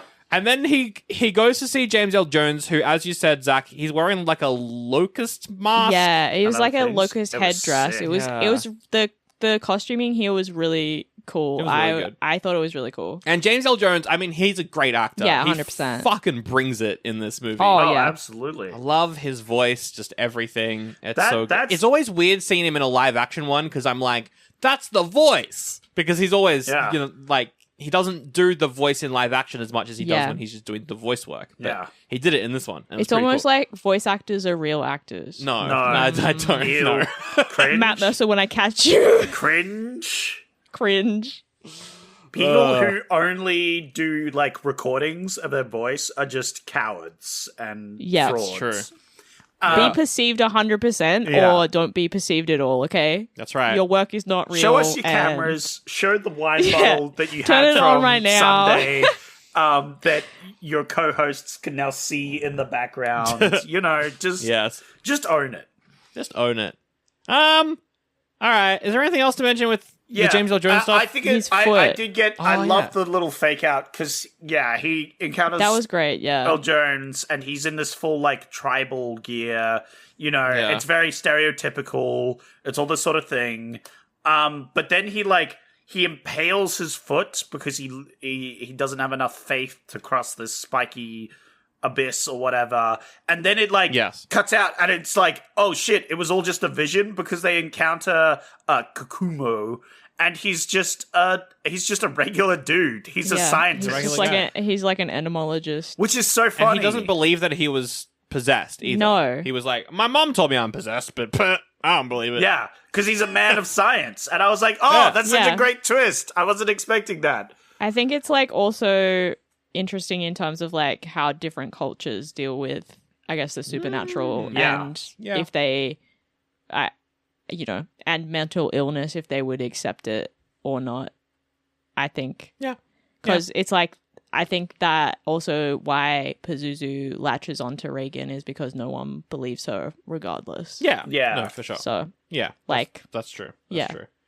But then he just keeps going on about the good locust and the locusts of the demons. Well, so that is a thing in real life, I'm pretty sure, is that. Because I'm not an entomologist, I don't know that much about insects, but like, what's the difference between a grasshopper and a locust? It's how many they are. Is that correct? Or is it that they're bigger? No, they have a full, like, body change. They have a metamorphosis almost. Okay, so like, a grasshopper turns into a locust because it has some like hormones happen to it and it makes them angry. It's actually one of those things where they're not quite sure what exactly causes it. But one of the theories was that Pazuzu. That Labubu. Yeah. That when there's a large group of locusts in a enclosed space, like when it gets to a certain mass, because this is what happens in real life with grasshoppers and locusts, is they get to like a critical mass, and then they like all at the same time. They like molt and change. Yeah. They change color. They grow larger. Their behavior changes completely. Right. Okay. And they start swarming and locusting. It's a very fascinating process. But that's so terrifying. It What is. the hell? It is terrifying. And they're still trying to work on ways to, mitigate such things and learn why this happens. But one of the theories is that, like, the brushing of the wings, like when they brush up against each other, that's one of the triggers that cause them to swarm. So and that's that's why the movie was talking about. about the wings brushing you is turning you into a locust. It's turning you from a grasshopper to a locust. Yes. Right. Which is the symbolism there. And then they try and make it like parallel with what's happening with Regan, but it doesn't entirely work, but it's a good idea. I think it would be a really cool... As a non-entomologist who just watches a lot of documentaries, that is the information I know. It could be more... Although that information might be slightly out of date. I know they've done similar genetic engineering for mosquitoes, where they have... They specifically make sterile mosquitoes to go and copulate. They make, like, millions of these sterile mosquitoes and make them go fuck all the mosquitoes, and then their eggs don't hatch because they were sterile. And so it affects the mosquitoes population. That's the thing they do. So it is based on real life stuff that happens. That's cool. That's good to know. Oh yeah, and he's like, and I have the good locust, which will stop all the bad locusts, and you've got to protect them. And Lamont's like, Regan is the good locust. Yeah, pretty must much. Protect her. Yeah, it is very blunt in its analogy. Yeah. Oh yeah. Yes.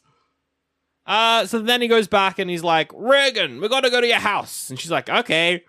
Also, he's possessed. Wait, they do a mind no. She starts flipping out. Yep. She's doing her tap. Oh yeah, don't forget recital. the tap dancing thing. Oh, we and didn't then talk about that she part. has like a seizure because he gets having rocks thrown at him, and so she feels the rocks being thrown at her. Yeah, because they've done their fucking mind meld, avatar mind meld or whatever. Yeah, with a 17-year-old. Okay.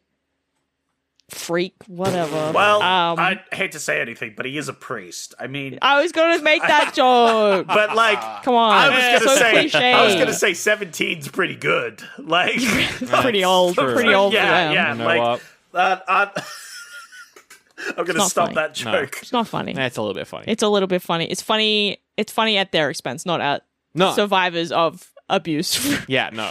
Yeah, that's not great. But she's like has a seizure when she's doing her tap dance routine. But think about it. It's better because actually it also implies they're predatory on autistic people as well. Because they're implying that she's autistic. the double. Yeah. No, and that's why after this it felt so predatory of how he treated her. Is like... Oh, the end of the movie? The end of the movie is so gross. Yeah. It's like, oh...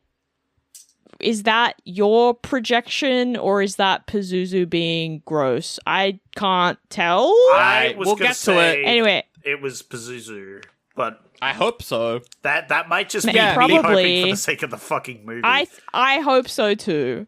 Yeah, so now they're linked. Do they do another mind meld? Yes. They do another mind meld, and then that makes him even more possessed. So Regan is like having a seizure or some sort of episode, and... Sharon's there, and why the fuck is her psychiatrist at her tap dance recital at school? No conflict of interest though. Like, but she's a mum, so maybe her kids go there. Yeah, but her kids are a lot younger. Yeah, different age. Anyway, doesn't matter. Maybe they called her. I don't know. Anyway, Dr. There is Jean... a whole thing where like people like go with them to see their progress and other things like that. There's a thing. Yeah, true. Yeah. Like I'm fair. like, yeah, sure. It is weird though. It's a little weird, especially given the fact that she's like, hey, I want to spend more time with my kids and establish better boundaries at work. Yep. As well. Is like her plot. Oh yeah. Plot arc. Her arc. Yeah. Anyway. But she comes and Regan's like, please don't sedate me. And then they sedate her. And I'm like, oh, wow. No one believes Regan. Again, very, very nice. Anyway, they take her back to the weird children's hospital that's made fully of glass so you can see everything that's going on, which is not terrifying at all. We didn't talk about the design of the hospital. It's a bit fucked. It's a little fucked. Terrifying. But I mean, accurate, I think. It's true. I've been in high fancy I would say sci-fi dentists I'd and say stuff the around fact Melbourne. that all this mental health stuff was complete bullshit and garbage and rubbish was accurate to the time. Yeah. They tried. Like, all this technology was new to them. They didn't know what They didn't mental know health what autism was. means. No, they're like. So I'm like, it was of the time. It's fine. I don't. It's like, it's kind of funny. It's like, It's pretty funny. I'm autistic and I don't speak. It's like, okay, Yeah. sure, Yeah. fuck it up, I guess. Yeah. Ugh. Anyway, she's like, I don't want to be sedated, so she rips out her drip, and then he's like, help me find Kokomo, and then she's like, turn me into Pazuzu or whatever, and then he comes back, and then she steals the hypnosis Machine. Yep. mind beam, does. not She steals mind it. beam, and the receptionist just lets her leave, like. Yeah. Yeah, it's kind of on this receptionist, not gonna lie. Yeah. The receptionist's not doing a great job. I thought it was like, because we don't see this particular receptionist's face. She's just sitting at her desk, and we see her twice, but we never see her face. It's just a shot of the back of her head. And so I think that she's meant to be the audience. Yeah, it's possible. I think that the receptionist is meant to be the audience. Yeah, That's what I saw But also, that as. like, I think because this person is someone who comes in to have appointments and then leaves, like... yeah. We're like, Shit. Yeah, but it's the middle of the night, and they Yeah. sedated her and put her in a bed, strapped her in a bed. That's true. kind of weird that the receptionist is there in the... Oh, no, it's I a mean, hospital. They're open all the time. Yeah, maybe...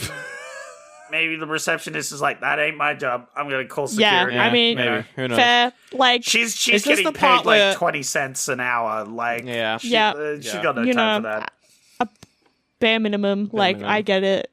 And at this point as well, Sharon and the doctor are like trying to find where Regan is, and we get So the one of receptionist the calls funniest. them. Yeah. The receptionist calls them, and Sharon's like, "Regan's escaped. That stupid bitch." Yeah. And I was like, What the fuck? "You've known her for like 5 years, and also she's your client's daughter." Yeah.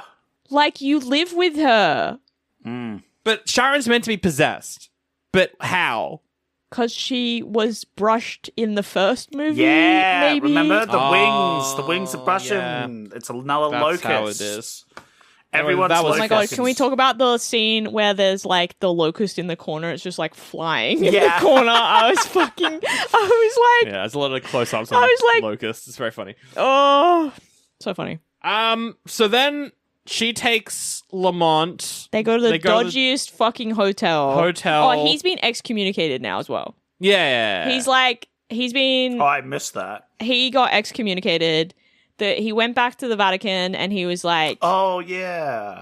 nothing was going on with Merrin. Everything that Merrin was doing is fine. But Regan, this girl that killed him, she's still possessed and I need to go and help her. Yeah. And the cardinal's like, no, you're not allowed to. You've done your mission. That's like, right. if you go do this, you'll be excommunicated. And he's like, fine. Like, I need to go save her anyway. Yeah. So then they're at the dodgiest fucking hotel. The dodgy hotel, yep. They do a mind meld. This is weird. This felt like an analogy for like for something. I don't know, but I'm like, don't be alone in a room with a 40-year-old man and do a mind Ex-priest. meld to your psych like your inner fucking subconscious. I don't like that. And That then- feels unconsensual to me, and I don't know how to explain it. That's fair. It's not great optics.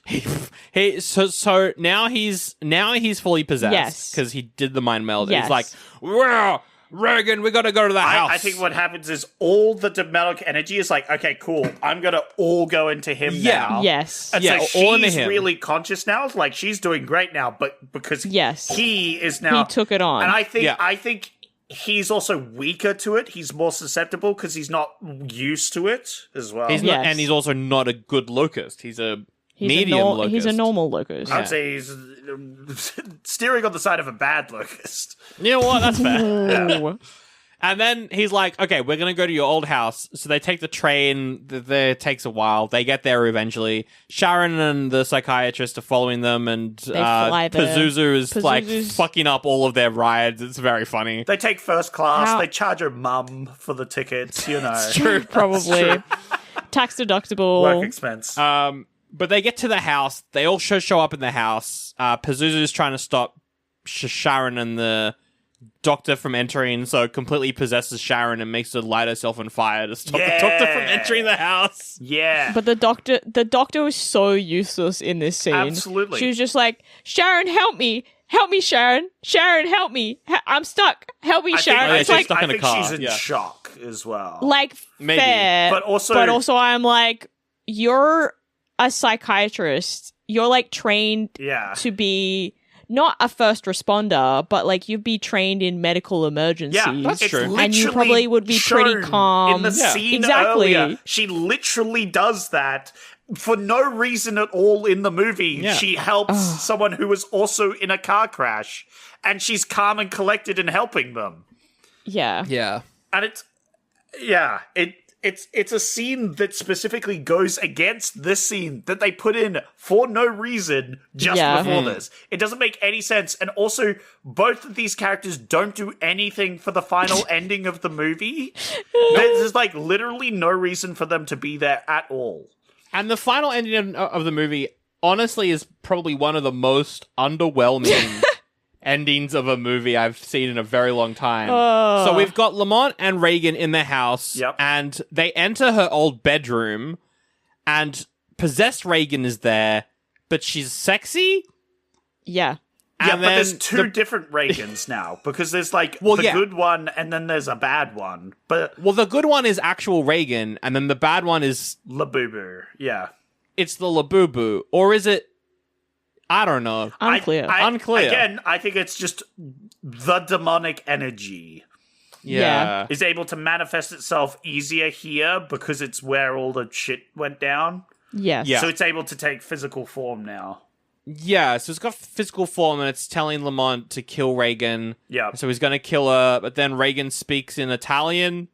Spanish. Oh, Spanish. She speaks in Spanish, which is like...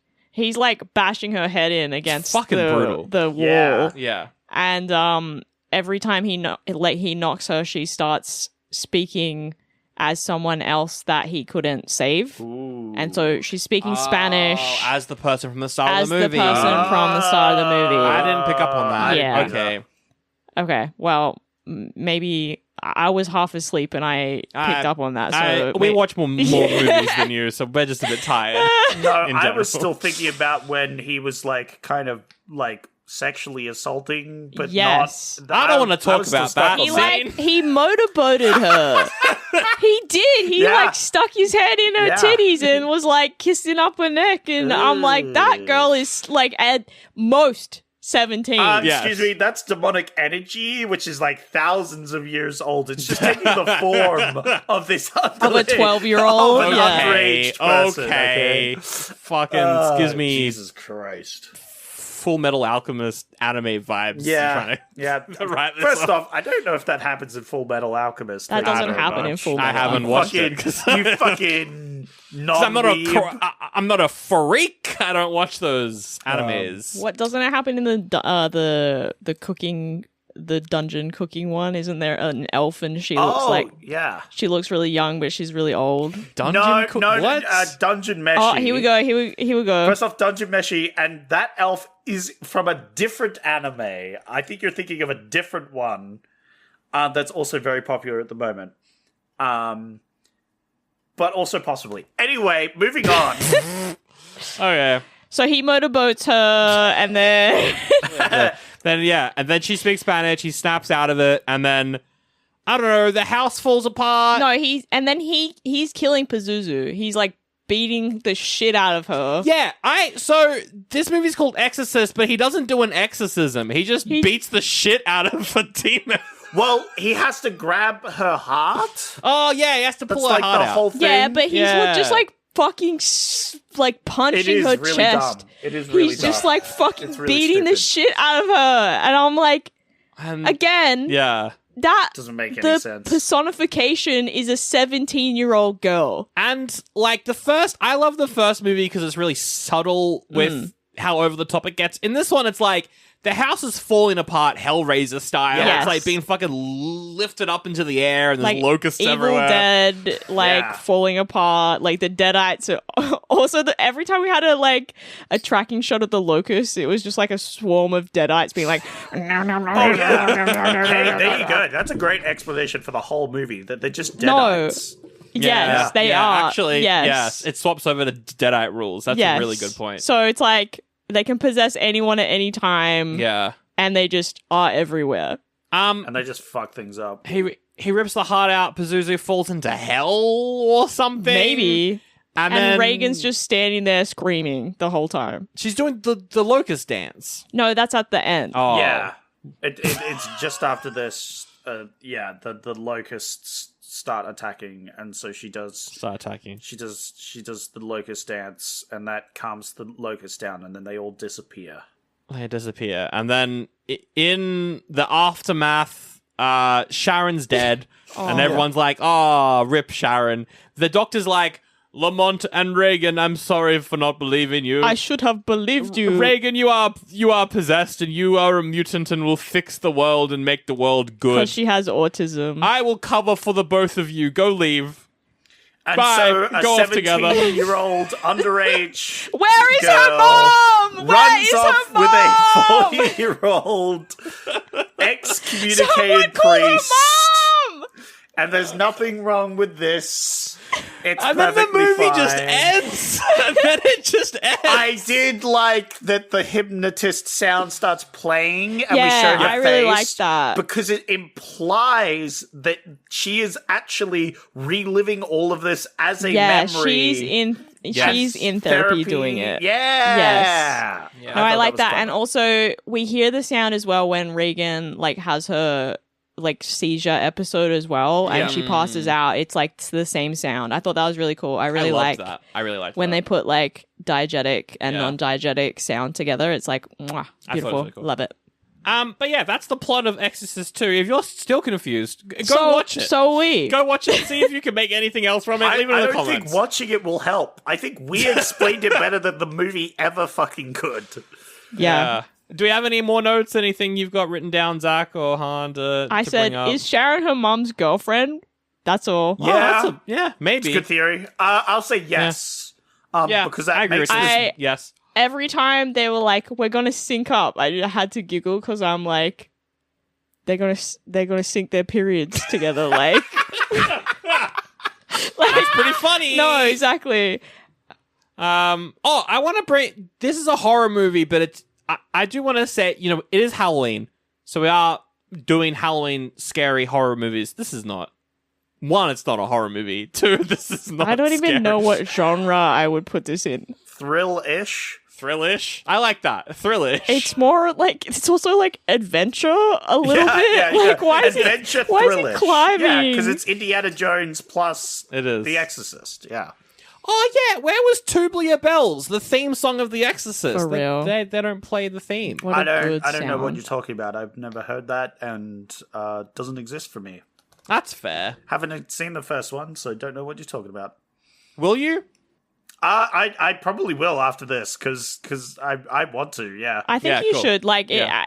I think it would help. I did actually want to watch it, but then I'm like, I don't want to watch it before the podcast. Yeah, Yeah, that's that's fair. fair. I was going to watch it just because I was like, man, I really want to watch the first one now. I think having you not know what the context is was very funny. Yeah, so thank yeah. you for not watching Yeah. a better Anytime. movie that would have improved your experience. I just assumed that you wouldn't watch it because I was like, I just know. I just felt it in my bones. Yeah. My other note, I said, this is the only other thing I said because I just didn't write anything else down. But I said, oh no, she's going to the sunken place, but for white people. That's all. When they did the hypnotism on her. Look, that's pretty Yep. fair actually. Yeah. All right. So because it's a horror movie sequel. Obviously, it's a horror franchise. Before we get into Raven reviews, let's do some would we watch the other movies in this franchise with a quick little explanation of what they are. Because I find it funny to go through horror franchises. So there's not many. So this movie bombed. So they rested the franchise for 15 years. Damn. That's a running theme for this franchise. Exorcist III came out in the 90s. This one is written and directed by the guy who wrote the book of the first one. Okay, yeah. And he also wrote a book called Legion. What happened was when Exorcist came out, the Zodiac Killer sent him a letter being like, that was a fucking good book. That was pretty fun. And so he then wrote a movie about the Gemini Killer who's possessed by a demon. Slay. And Exorcist 3 is that. It's kind of disconnected from them. I think some characters show up, but it's Brad Dourif from Chucky and Dune is the Gemini Killer, and he's possessed, and they're doing an exorcism on him in jail. And so it's like, is he possessed or is he just a psychopath? That's the whole movie. That's so good. I want to watch it. I want to watch that. It looks fucking great. Zach, would you watch that one? Yeah, sounds cool. Cool. Then that bombed. So then they rested the franchise for about 15 years. So they then made a prequel called Exorcist the Beginning, but there's two versions of it. It's kind of the original Zack Snyder's Justice League. They hired director Paul Schrader, who did the Cat People remake, to make it, but he made it without jump scares. And so the studio was like, hey, add jump scares. And he was like, fuck you. So then they threw it all in the trash. And then they reshot the entire movie as a traditional horror film and released that. But then that bombed. So then they were like, the next year, they were like, okay, we'll release the original version. So there's two versions. That's crazy. Why are they trying to kill this franchise? Like, they actually have stomped on it. Like, they've taken a big fat deuce on it. And so that could be a good bonus battle. Oh my God. It's the same movie, but completely reshot. Oh, that would be a crazy bonus battle. That's crazy because that would be the closest movie, because they are the same movie. Yes. Well, I mean, we did do 3 Pinocchio films, but I think this might be closer than that. Right? That would be closer than the Pinocchio films, which are the same story but told differently. You did AI as well, so technically 4. No, that's true. Bazonga. So true. So they bombed, and then they rested the franchise for about 15 years. And then 2 years ago, there's also a TV show that came out so in the they middle. did it another remake. They did another sequel, and then another 15 years later... A prequel. 2 prequels, technically. And then another 15 years later. It was 9. I said 15 because it sounded funny. But then, so then 9 years later, which was a couple years ago... You should have just said 10. They did The Exorcist Believer, which is a legacy sequel of The Exorcist. That's the 2 girls and they get possessed, right? This time 2 girls are possessed. It's got cameos from the people from the first movie, whoever's alive. It was going to be the start of a trilogy.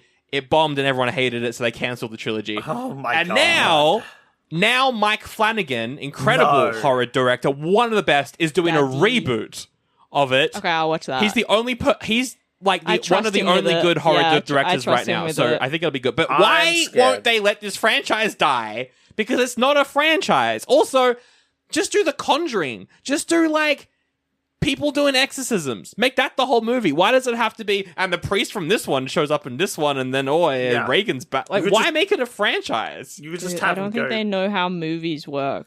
Yeah. Well, clearly they fucking don't by their track record. Yeah. But also, I am scared for this new movie because of the track record that they have now. But also, they could just have a different demon possessing a different person. That's what I'm like. I'm like, just do a different demon. Yeah. But then they have to actually research it, and they have to come up with the name, That's and they true. have to, what if someone else has already done it? And then, maybe another demon shows up, and now you have to battle 2 demons. That seems like an escalation of the stakes, You know right? what? True. And that's what I will say about the more recent one is, like, having 2 girls possessed that's a good sequel.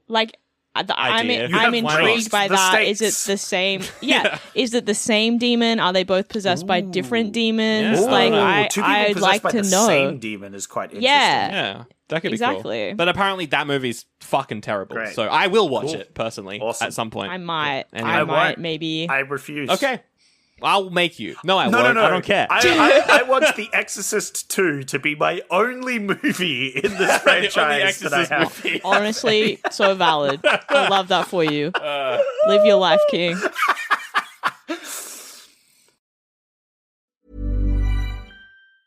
Hey, I'm Paige DeSorbo, and I'm always thinking about underwear. I'm Hannah Burner, and I'm also thinking about underwear, but I prefer full coverage. I like to call them my granny panties. Actually, I never think about underwear. That's the magic of Tommy John. Same. They're so light and so comfy, and if it's not comfortable, I'm not wearing it. And the bras, soft, supportive, and actually breathable. Yes, Lord knows the girls need to breathe. Also, I need my PJs to breathe and be buttery soft and stretchy enough for my dramatic tossing and turning at night. That's why I live in my Tommy John pajamas. Plus, they're so cute because they fit perfectly. Put yourself on to Tommy John. Upgrade your drawer with Tommy John. Save 25% for a limited time at TommyJohn.com/comfort. See site for details.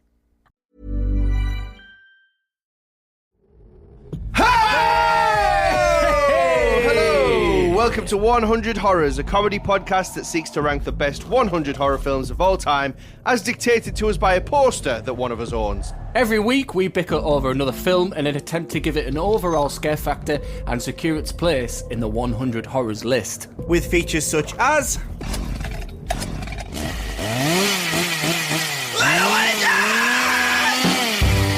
But at least I won't die like that. And... What would you say to them at the funeral? We take a light-hearted approach to horror cinema so that it can be enjoyed by even the most squeamish of listeners. So whether you're the person who's never seen a horror film in their life, or the person who has a tattoo of Leatherface on the right arse cheek, there's something to be enjoyed in every episode of 100 Horrors!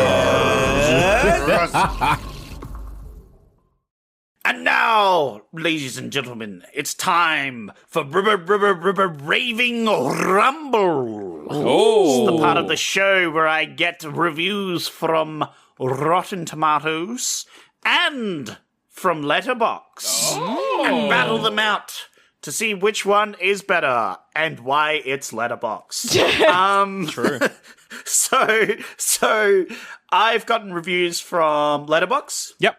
I've got reviews from Rotten Tomatoes, and I have also sprinkled a little review from Moana. Ooh, from Moana? Moana.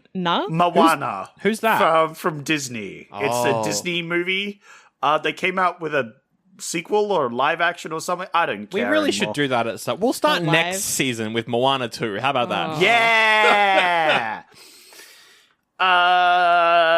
But yeah, one of the reviews is from me. Ah. I'm going to tell you the review. You guys are going to guess the score. Ooh. And then at the end or during or whatever, you guess where they're from. And then you'll gain points, and whoever has the most points wins. And if there's a tie, that's sad. Wow. Then I win because I'm the guest. Yes. Also, you can play along at home. Don't. Yeah. You'll do. Obviously, I had to change the names because Letterboxd names are different. So I have some different names for the reviewers. All Are right. we ready? Let's do it. Ready. La Boo Boo. Let's go. La boo boo. Funnily, you should say that. Go. The first review is by Pazuzu, who says, "Until further notice, please only refer to me by my dream name. Thanks." That's right. Regan's like, call me by my Call dream me by name. my dream name. That's Letterboxd 100%. That's fair. And I think that's 1.5. Okay. Maybe a 2. Sandra, what are you thinking? I agree that it's Letterboxd, and because it's Letterboxd, I'm going to go 4. Yeah. Because they're sick fucks over there. Yeah, they are. Sandra is correct. They are sick fucks, but he's not that correct because this is 5 out of 5. Oh my god. Yeah. Wow. Unfortunate. Has this person ever seen a film before? I have no idea. Maybe they've seen too many. Maybe that's what But their review was pretty funny. So the next review is by Pazuzu. Yep. Who says, subliminally hypnotizing the US into voting for Ronald Reagan. That's pretty funny. lock in Rotten Tomatoes early, but I'm going to say that sounds like a negative one, so I'm going to go 1 for that, I think. Ronald Reagan's about a 1 out of 5. Yeah. I'm going to go Letterboxd. Ooh, and okay. I'm going to also say 1 out of 5, I think. Okay. It was actually 2.5. Wow, right in the middle. Yeah, bit higher than you guys. The next review is by Pazuzu, who says, truly... Wait, was that Letterboxd or Rotten Tomatoes? Oh, we'll find out later. We'll find out later. Okay, find out at the okay, end. okay. So I'm going to tell you all of them, and then you officially pick Got it. Yeah. Pazuzu says, truly, what the original Exorcist was lacking was Regan doing Gundam style to the exorcise the demon. The dance at the end. Yeah, that's pretty fair. funny. Really what the She original was Exorcist kind of was waving lacking her was hands. Regan doing Gundam style to exorcise the demon. Yeah. I'm going to say Rotten Tomatoes, I think. Well, okay. Yeah. I'm going to say Letterboxd actually for that's that fair. one. That's fair. And I'm going to say 1.5 to Okay. 1.5. 1.5. Okay. I'm going to go... people don't hate this as much as I thought they would. Yeah. I'm going to go for the 2. It's actually 1 out of 5. So, you were close. So close. Yeah. But, the next review is by Pazuzu, who says, a truly bizarre piece of WTF cinema. Seriously, this flick is out to lunch, especially when you put it next to the first film, ... But hey, who doesn't love a spectacle? I like that review. That's a really good review. Gives me Rotten Tomatoes vibes just because it's a bit more meat to it and not just a dumb joke. I don't even know what to guess, though. 3? Because it was kind of positive. I'm going to say Rotten Tomatoes as well. Mm-hmm. And I'm going to go... I don't think it was positive. I'm going to go 2. Okay. 2. It gives me like positive negative vibes, so that's why I went for 3. Yeah. That was 5 out of 5. So, What clearly, the fuck? I don't know what you guys were thinking, but that This was is the clearly hardest 5 out of Rotten 5. Tomatoes in a while. And of course, the final review, I Yep. think we all know who it's by. I think we can all say it together, right? It's by Reagan. Labubu. It's by Kakumo, who says, I think the demon is playing with us and made this one a comedy. Oh, That's pretty good. That's pretty good. That's a good review. That could go either way. I could see that either way. Mm. I'm going to say Letterboxd. Okay. And I'm going to go 1. 1. 1? Okay. I'm going to go 2. Actually, Oh. I'm going to go 4. Oh. Whoa! Yeah. That's Shit, crazy. you completely flipped your If answer. it is a comedy, if they're viewing it as a comedy, Yeah. Pretty high. it's pretty funny. You know what? I agree with that. But I will go 2, so I don't agree with it that much. That's a 0.5. I was gonna say that. I was There like, it is. gonna say that. Piss me off. Okay. And where did you think that one was from, Sandra? I kind of feel like it's yours. It's the only one so far that has screamed you to me personally. And also because it's Kakumo and not Pazuzu. Oh, true. True. So that's kind of what I'm thinking. Yeah, there's a little discrepancy there. All right. Yeah. So none of you got any of the scores. Nice. That's which great. is very funny to me personally. But we're going to go top to bottom. Yep. Yeah. So first one, I think you guys both said it was Letterboxd. That first one gave Yeah. Letterboxd vibes, definitely. Yes. Then I said Rotten Tomatoes for the second one. Yeah. So I'm just going to do them in order. So the first one was Letterboxd. Okay. Yeah. Nice. Cool. You guys 1 both point got each. that one right, so you Yep. get a point.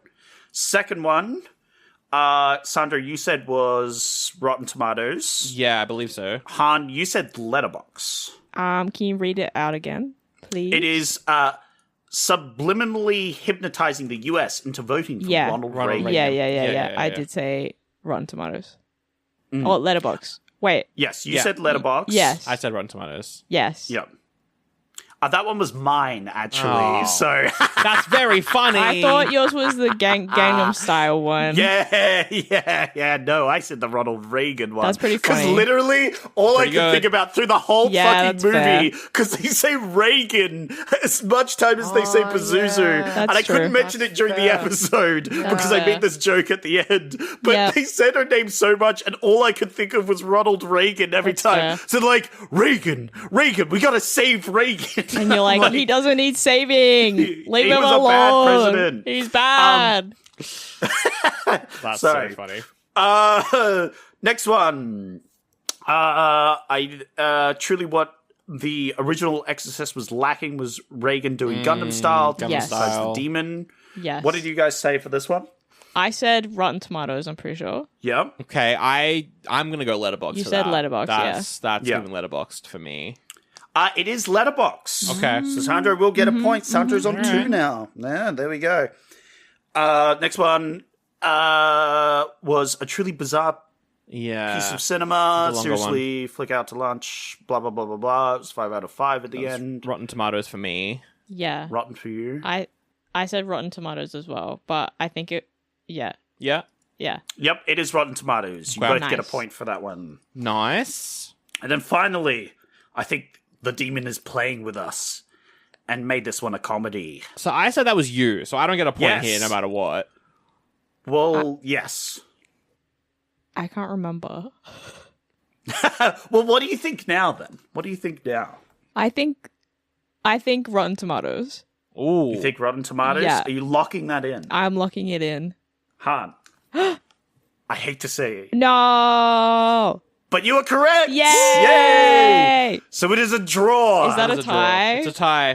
And by the rules said at the start of the game, a tie means Han wins. Yay! So Han wins! Good work for winning, and your prize is to plug your stuff. Hi, I'm Han. I stream on Twitch on Tuesdays, 4 p.m. Australian Eastern Daylight Time. I fucking hate daylight savings, but I will be doing a Halloween stream as well. If you've got no plans and you want to come hang out, we're going to play some bingo. Yeah, we're going to play bingo. It's going to be all jokes about me and how cringe I am. So come play some bingo with us. We're going to play some community games as well, probably.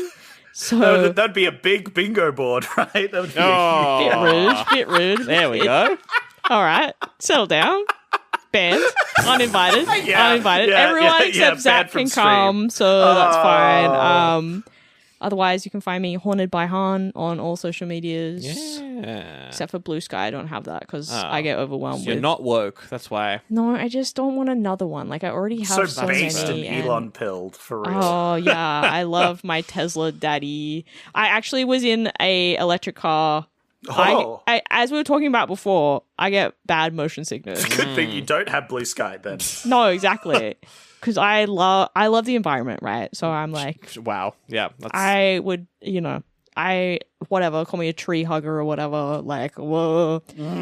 But I get really bad motion sickness, and electric cars have regenerative braking, and it's really bad if you have motion sickness. So, the last 2 times, I don't catch ride shares very often. Yeah. But the last 2 times I have caught them have been electric cars. And I have had to be like, excuse me, can you please turn regenerative braking off? Otherwise I'm going to throw up in your car. Oh, I bet that makes them turn it off. Really? No, it doesn't. Oh. It doesn't. I would have to check if because my roommate has an electric car. And I've ridden in it a few times, but I haven't noticed it particularly. And I get motion sickness. So I wonder if his doesn't have it, or it's just like the trips have been too short that I haven't noticed it. Could be the trips are too short. That's true. Yeah. Anyway, that was I love Tesla is the worst electric car, let's be honest. Anyway. Anyway, that's all I have to say. So come hang out on Halloween with me. Wow. And when's that? The 31st of October. It's a Friday. Nice. Yes. Links in the episode description. Also, if you like the show, you can help us out by saying hello in the comments. Hi. We got a great comment the other day, Zach. Someone was like, Dumb and Dumber, these guys are so dumb they wouldn't even be able to understand that movie. And I was so like, true. We reviewed it. What movie was it? Dumb and Dumber. Oh, Did they comment on? yes. Can't remember. Can't remember. What movie? Dumb and Dumber.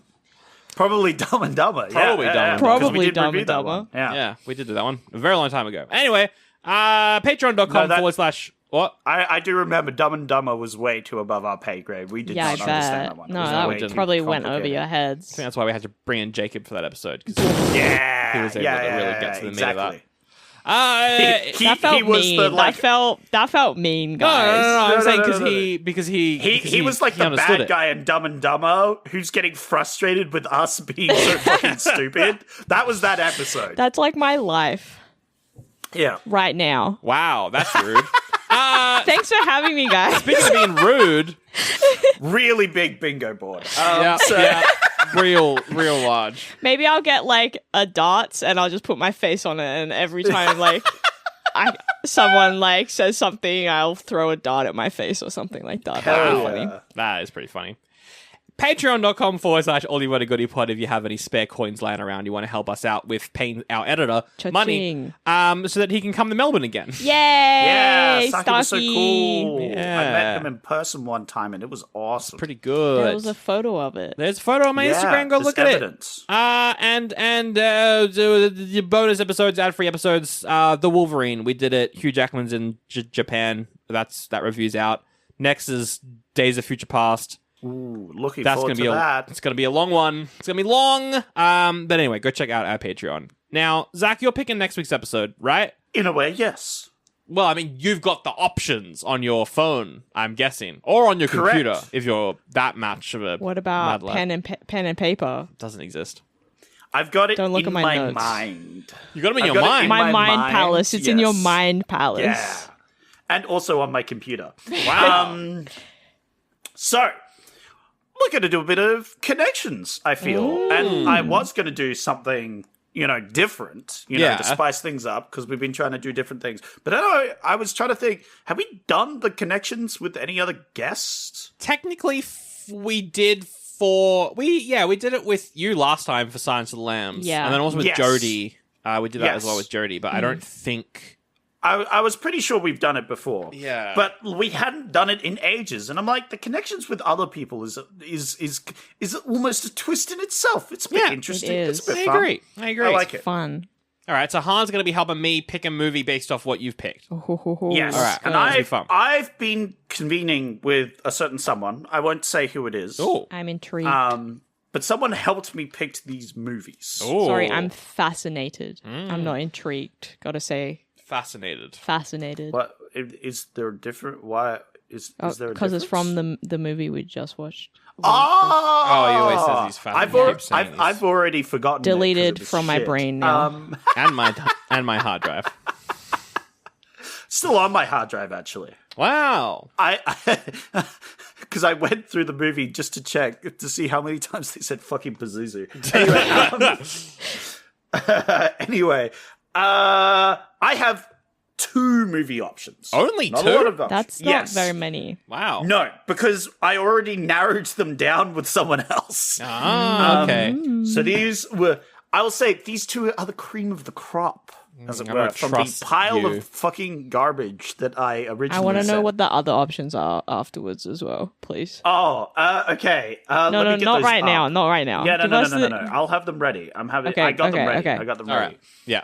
Because some of them were interesting, and I would have liked to do them, but yes. All right. Okay. So I have 2 options. 2 options. You We're may doing have gimmies? the gimmies. Okay. These movies. What do we want? What gimmies do you want? I love genre, personally. Yeah, So, Genre's already good? Genre's good. I'd like genre too. Is there any others that you'd like? I'd like year, Yep. please. Okay. That's a fair one. I don't want director. That's fair. How That's- about actor? Oh yeah. I think an actor. Actor yes, can be actor. hard, but yeah.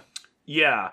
Actor's tricky because it's like if you go with like a too obvious one, it can spoil it. Yeah. But also if you go to an obscure one, then it's like who is this person? Who is that? Who has that guy? Who has that guy? It's true. Okay, how about genre, year? Yeah. So I'll definitely give you genre. I'll give you year. Yep. And I'll give you an actor. Why All not? right. Okay, let's do it. Thank you, oh great gracious Labubu. Yeah. Was there another one you mentioned? No, that's those all. three. I don't care. All right. So first off, genre. Okay. For movie number 1, it is a comedy / romance. I'm giving you both. A rom-com? Rom-com. Okay. That's very unlike you. And immediately I want to pick it. I like a good rom-com. Okay. And the second is comedy / drama. A dramedy. A dramedy. I always forgot what they're called. Dramedy or a...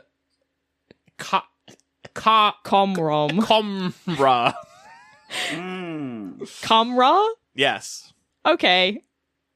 For the first movie, I have Joseph Gordon-Levitt. Okay. Oh, okay, sure. I like this it. is 500 Days of Summer. And then there's the second movie is Tim Roth. Okay. Oh, hell yeah. All right. Okay. Damn. All right. Fuck yeah. Yeah. Those are some good boys Yeah, right there. yeah. Couple of good Yeah, lads. I like it. First movie is 1999. Oh, I know what this is. I'm not going to say it, but I know what that is. Okay. I shouldn't have said that then. And then the second movie is 1990. 1990. I know what both of these are. You know what both of these are? I've got no idea what these Better are. not be Googling things there. Good I am Lord. literally writing with a pen and a piece of paper the genres. Yeah. Yep. Wow. I am never Okay. going to give you year ever again, apparently. 99, surprisingly, I figured out the usually... connection as well Oh between my the God. two movies. What So- the hell? That's good, because you can tell me what the connection is at the end of this. I mean, not from The Exorcist, but the connection between these two movies. Oh, okay. Yeah. Right. I certainly hope Zach has connections from The Exorcist. Oh, yeah. One No. would hope. Han has them. Han has them. Han Oh, can okay. tell me. Right. Okay, so more questions there. I mean, you already I figured already it out. know. So it's your. Well, I don't know what... Should I leave? Like, No. Go ahead. Because you might also be wrong, and then that could be funny. You know, That is but true. do you want? I will ask questions. Yeah, you go. You and go. you could just Do you want me to sit over write it? there. I'll write them down. Sure. But I you can don't- be the scribe. But you don't want to influence my decision because No. you know what they are. Yes. Okay, that's fair enough. All right. I want the question, Zach. Locusts makes me think of bugs. If these movies were bugs, what bugs would they be? Oh, that's a That's a good good question. The first one would be, I'm going to say bees. Oh, that's cute. I would have said like a ladybug. Oh, you're wrong. It's bees. Okay. Sure. Bees. I don't really like bees. So that's kind of, well, I like honey. Yeah. But bees are scary. Ladybug, I see it, though. I I'm see like it. Yeah. running away from that movie. And then the second one, I'd say flies. Yeah. Ugh. Yeah. What? That's not... Yeah. Neither of these are appealing. Okay. What You said non-flying bug bugs, would and these also be? bees are appealing. Okay, non-flying bug. I want another bug, and I want it to not be How flying. about a honeybee? Specifically, or like a native A Australian bumblebee. bee. Yeah. A bumblebee? Bumblebee, That changes they're things, and now I no longer need a non-flying bug. Okay. What do you want? Like a fucking dung beetle? Like, Don't understand. I don't know. Okay, what's another question I can ask you? Well, Han, you could have a question. Go for it. Yeah, hard. if these movies were a beverage, Ooh. an alcoholic cocktail beverage, what would the alcoholic cocktail beverage be? I like that. Ooh, that's a tricky one. I think the first one's definitely something with like cherry in it. Okay. That's what I see. Yeah. I feel that. Figured it out. And then already. maybe the second one would be like an old fashioned. Ooh. Yeah, the old fashioned's not bad. I was thinking something on the rocks Yeah. for the second one. okay. Definitely like your Scotch / old fashioned sort of thing on the rocks. Whereas the Okay, first Scotch old fashioned. Whereas the first one, Yeah, it's like it's one of those drinks where it has different layers of colors. Yeah. Oh, and one of I those like layers those. is raspberry. The other is like a clear, like maybe vodka / soda sort of thing. Like a rainbow I had one of those rainbow cocktails a while ago, and I really enjoyed it. So I'm actually... It's a rainbow cocktail. I'm leaning... I like, but like that... The Tim Roth one is giving me like... what's the director's name? I don't know, but he does crime. It's giving me like crime movie kind of David like... Fincher. No, who did... the Sherlock Holmes with Robert Downey Jr. Guy Ritchie. Yeah, it's giving me like Guy Ritchie vibes. And I'm like, hell yeah. Whereas the first one, I don't know what it is. And I'm confused. And so I'm Just very like intrigued by the movie we just watched. That's very true. So true. All right, Sandra, you've got another question? One more question from me. You know, it's Halloween.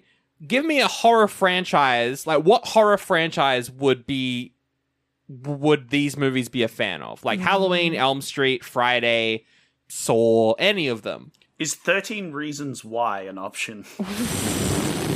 I mean, it's horrible, so, I mean, maybe, yeah. Damn. For the first one, that's my answer. I hate that. That's... Yep. Not what I would pick, but... What would you have picked then, Han? Oh, I would probably say Scream or Nightmare on Elm Street. Yeah, I think Scream. Yeah. Scream's a good horror franchise for that one. Yeah, Okay, I'll say Scream for that one. I like most of them. The second one, I would say Evil Dead. Yeah. Oh, yeah, I agree with that. Damn it! Why did you have to say one of my favorite ones? I literally have an Evil Dead tattoo. I always whip it out. Yeah, you do. I want to get one as well. Hey, yo. Hey. They're always whipping it out. My guns. Do you want another question? Yeah, I feel come like on, Han. Throw in a question for good old Sandy here. Ooh, if these movies were a flower, like a bouquet of flowers, or a corsage, what kind of flower would they be? I think the first one's probably just like roses. Yeah, like red roses. Yeah, red roses. Thing. Maybe white roses. Ooh. Yeah. Yeah, but aren't like white roses like condolences or That's something? lilies, white lilies. That's what I'm thinking of. Not white roses, right? Gotcha. Yeah, we could have white roses. Absolutely. White roses, okay. And then the second one, 99. A corpse flower. It's just a bouquet, but with a corpse flower. Damn. Fuck are these movies? Do you know what a corpse flower is? Yeah, no, yeah, Sandra? I do. It's the giant stinky flower. Stinky. I can get the vibe. The first movie is giving me like... It's the Joseph Gordon-Levitt part that's throwing me off. If it wasn't for that, I would be like, it's giving me like... That's why I chose him, because I'm like, that's funny. That throws me off so much because I'm like, it gives me like Baz Luhrmann vibes. I don't know why. Like the colors is very Baz Luhrmann-y. Okay. And like 99, I'm like, is that when Romeo plus Juliet came out? I don't know. I don't know why that movie is what I'm thinking of, but I'm thinking, but you would have said musical. So I don't know. And like Zach wouldn't just pick a rom-com. He would pick a rom-com that's like Hairspray. You know what I mean? I don't think Zach would pick like a classic rom-com. 10 Things I Hate About You. I don't think you'd pick something like that. I don't know. Personally, I feel like you'd go for something a little bit different. I'm going to flip a coin. Heads is Tim Roth movie because it's I'm so glad we went through all this decision thing, and then it's just a 50-50, like it was at the start, but you're flipping a coin anyway. So we could have just done none of this. No, well, here's the thing. It landed on the 99 movie. It landed on Tails. But that makes me want to pick the other one. So pick it! So I'm going to pick the second one. Oh my god, lock it in! I'm going for number 2. Lock it in! I'm doing it. Journey. Option 2. What a journey. All right. Han, would you like to reveal the 2 movies? Well, the first movie is 10 Things I Hate About You, which is funny. I'm not 100% sure what the second movie is. I thought it was Romeo plus Juliet, but I'm not sure right now. But I still think it is, because I'm pretty sure Tim Roth is in that. Did that come out in 1990? Yeah, it did. Wow, okay. I thought that was like way later. No, it's old, man. 10 Things I Hate About You was 99. Okay, I didn't know that. All right. I will say you did get 10 Things I Hate About You correct. I That is specifically correct. said Zach would not pick 10 Things I Hate About You. That's very funny. And you were wrong. It's there. I could say it's not the movie I wanted you to pick, though. Which one? You wanted me to pick I the wanted second you to one. pick the second one. Well, you succeeded. Nice. Kinda. Chance helped you. By Han thankfully helping me. Thank God I had an agent, a You're double welcome. agent to the audience. On the inside. So what did you think the second one was? I thought it was Romeo plus Juliet. It is not. It is not.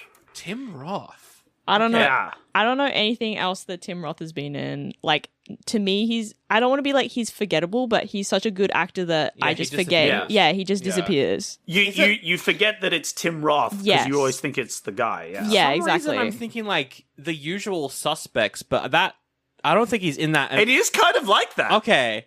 What is it? Is it what is it called? It's like, is it monkey something? There's something with a monkey. No. No. It's not Monkey. If I Is said Jason- Gary Oldman, would that bring any ideas? Gary Oldman and Tim Roth. Yeah. I've got no clue. Actually, genuinely no clue. All right. Are you ready for the reveal Is then? it? Yep. He's. Oh. I don't know. I don't Han? know. No, I All got right. no idea. You were close. Yeah. With Romeo plus Juliet. Okay. It was Rosencrantz and Guildenstern Are Dead. What the What heck? the fuck What is this? that? Oh my god, this looks amazing. It is a comedy movie about the perspective of Rosencrantz and Guildenstern during the story of Hamlet, but it's their Slay. perspective. That's so funny. While that's going on. I love that. Everyone's always like, Ophelia this, Ophelia that. And I'm like, yeah. We know. This Wait, is great. so it's Lion King 1.5? Yeah. Yes, kind of. Yes. But live action, Yeah. kind of. But Because live that's action- Hamlet and But is it modern? Yes.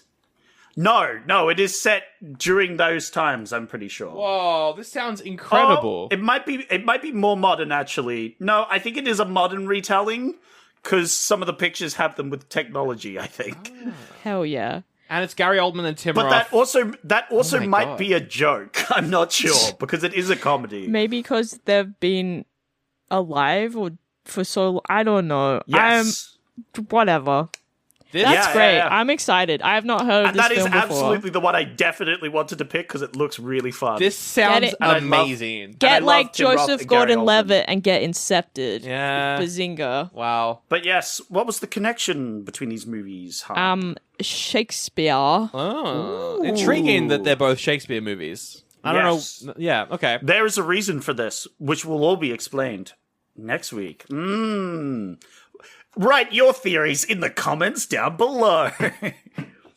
And can you guess the connection, Han, between this movie and the previous one? What did we watch?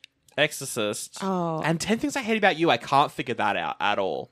That wasn't the one I had before. That was the only one I actually had Was before we started. 10 Things I Hate About You, and the connection is child actor.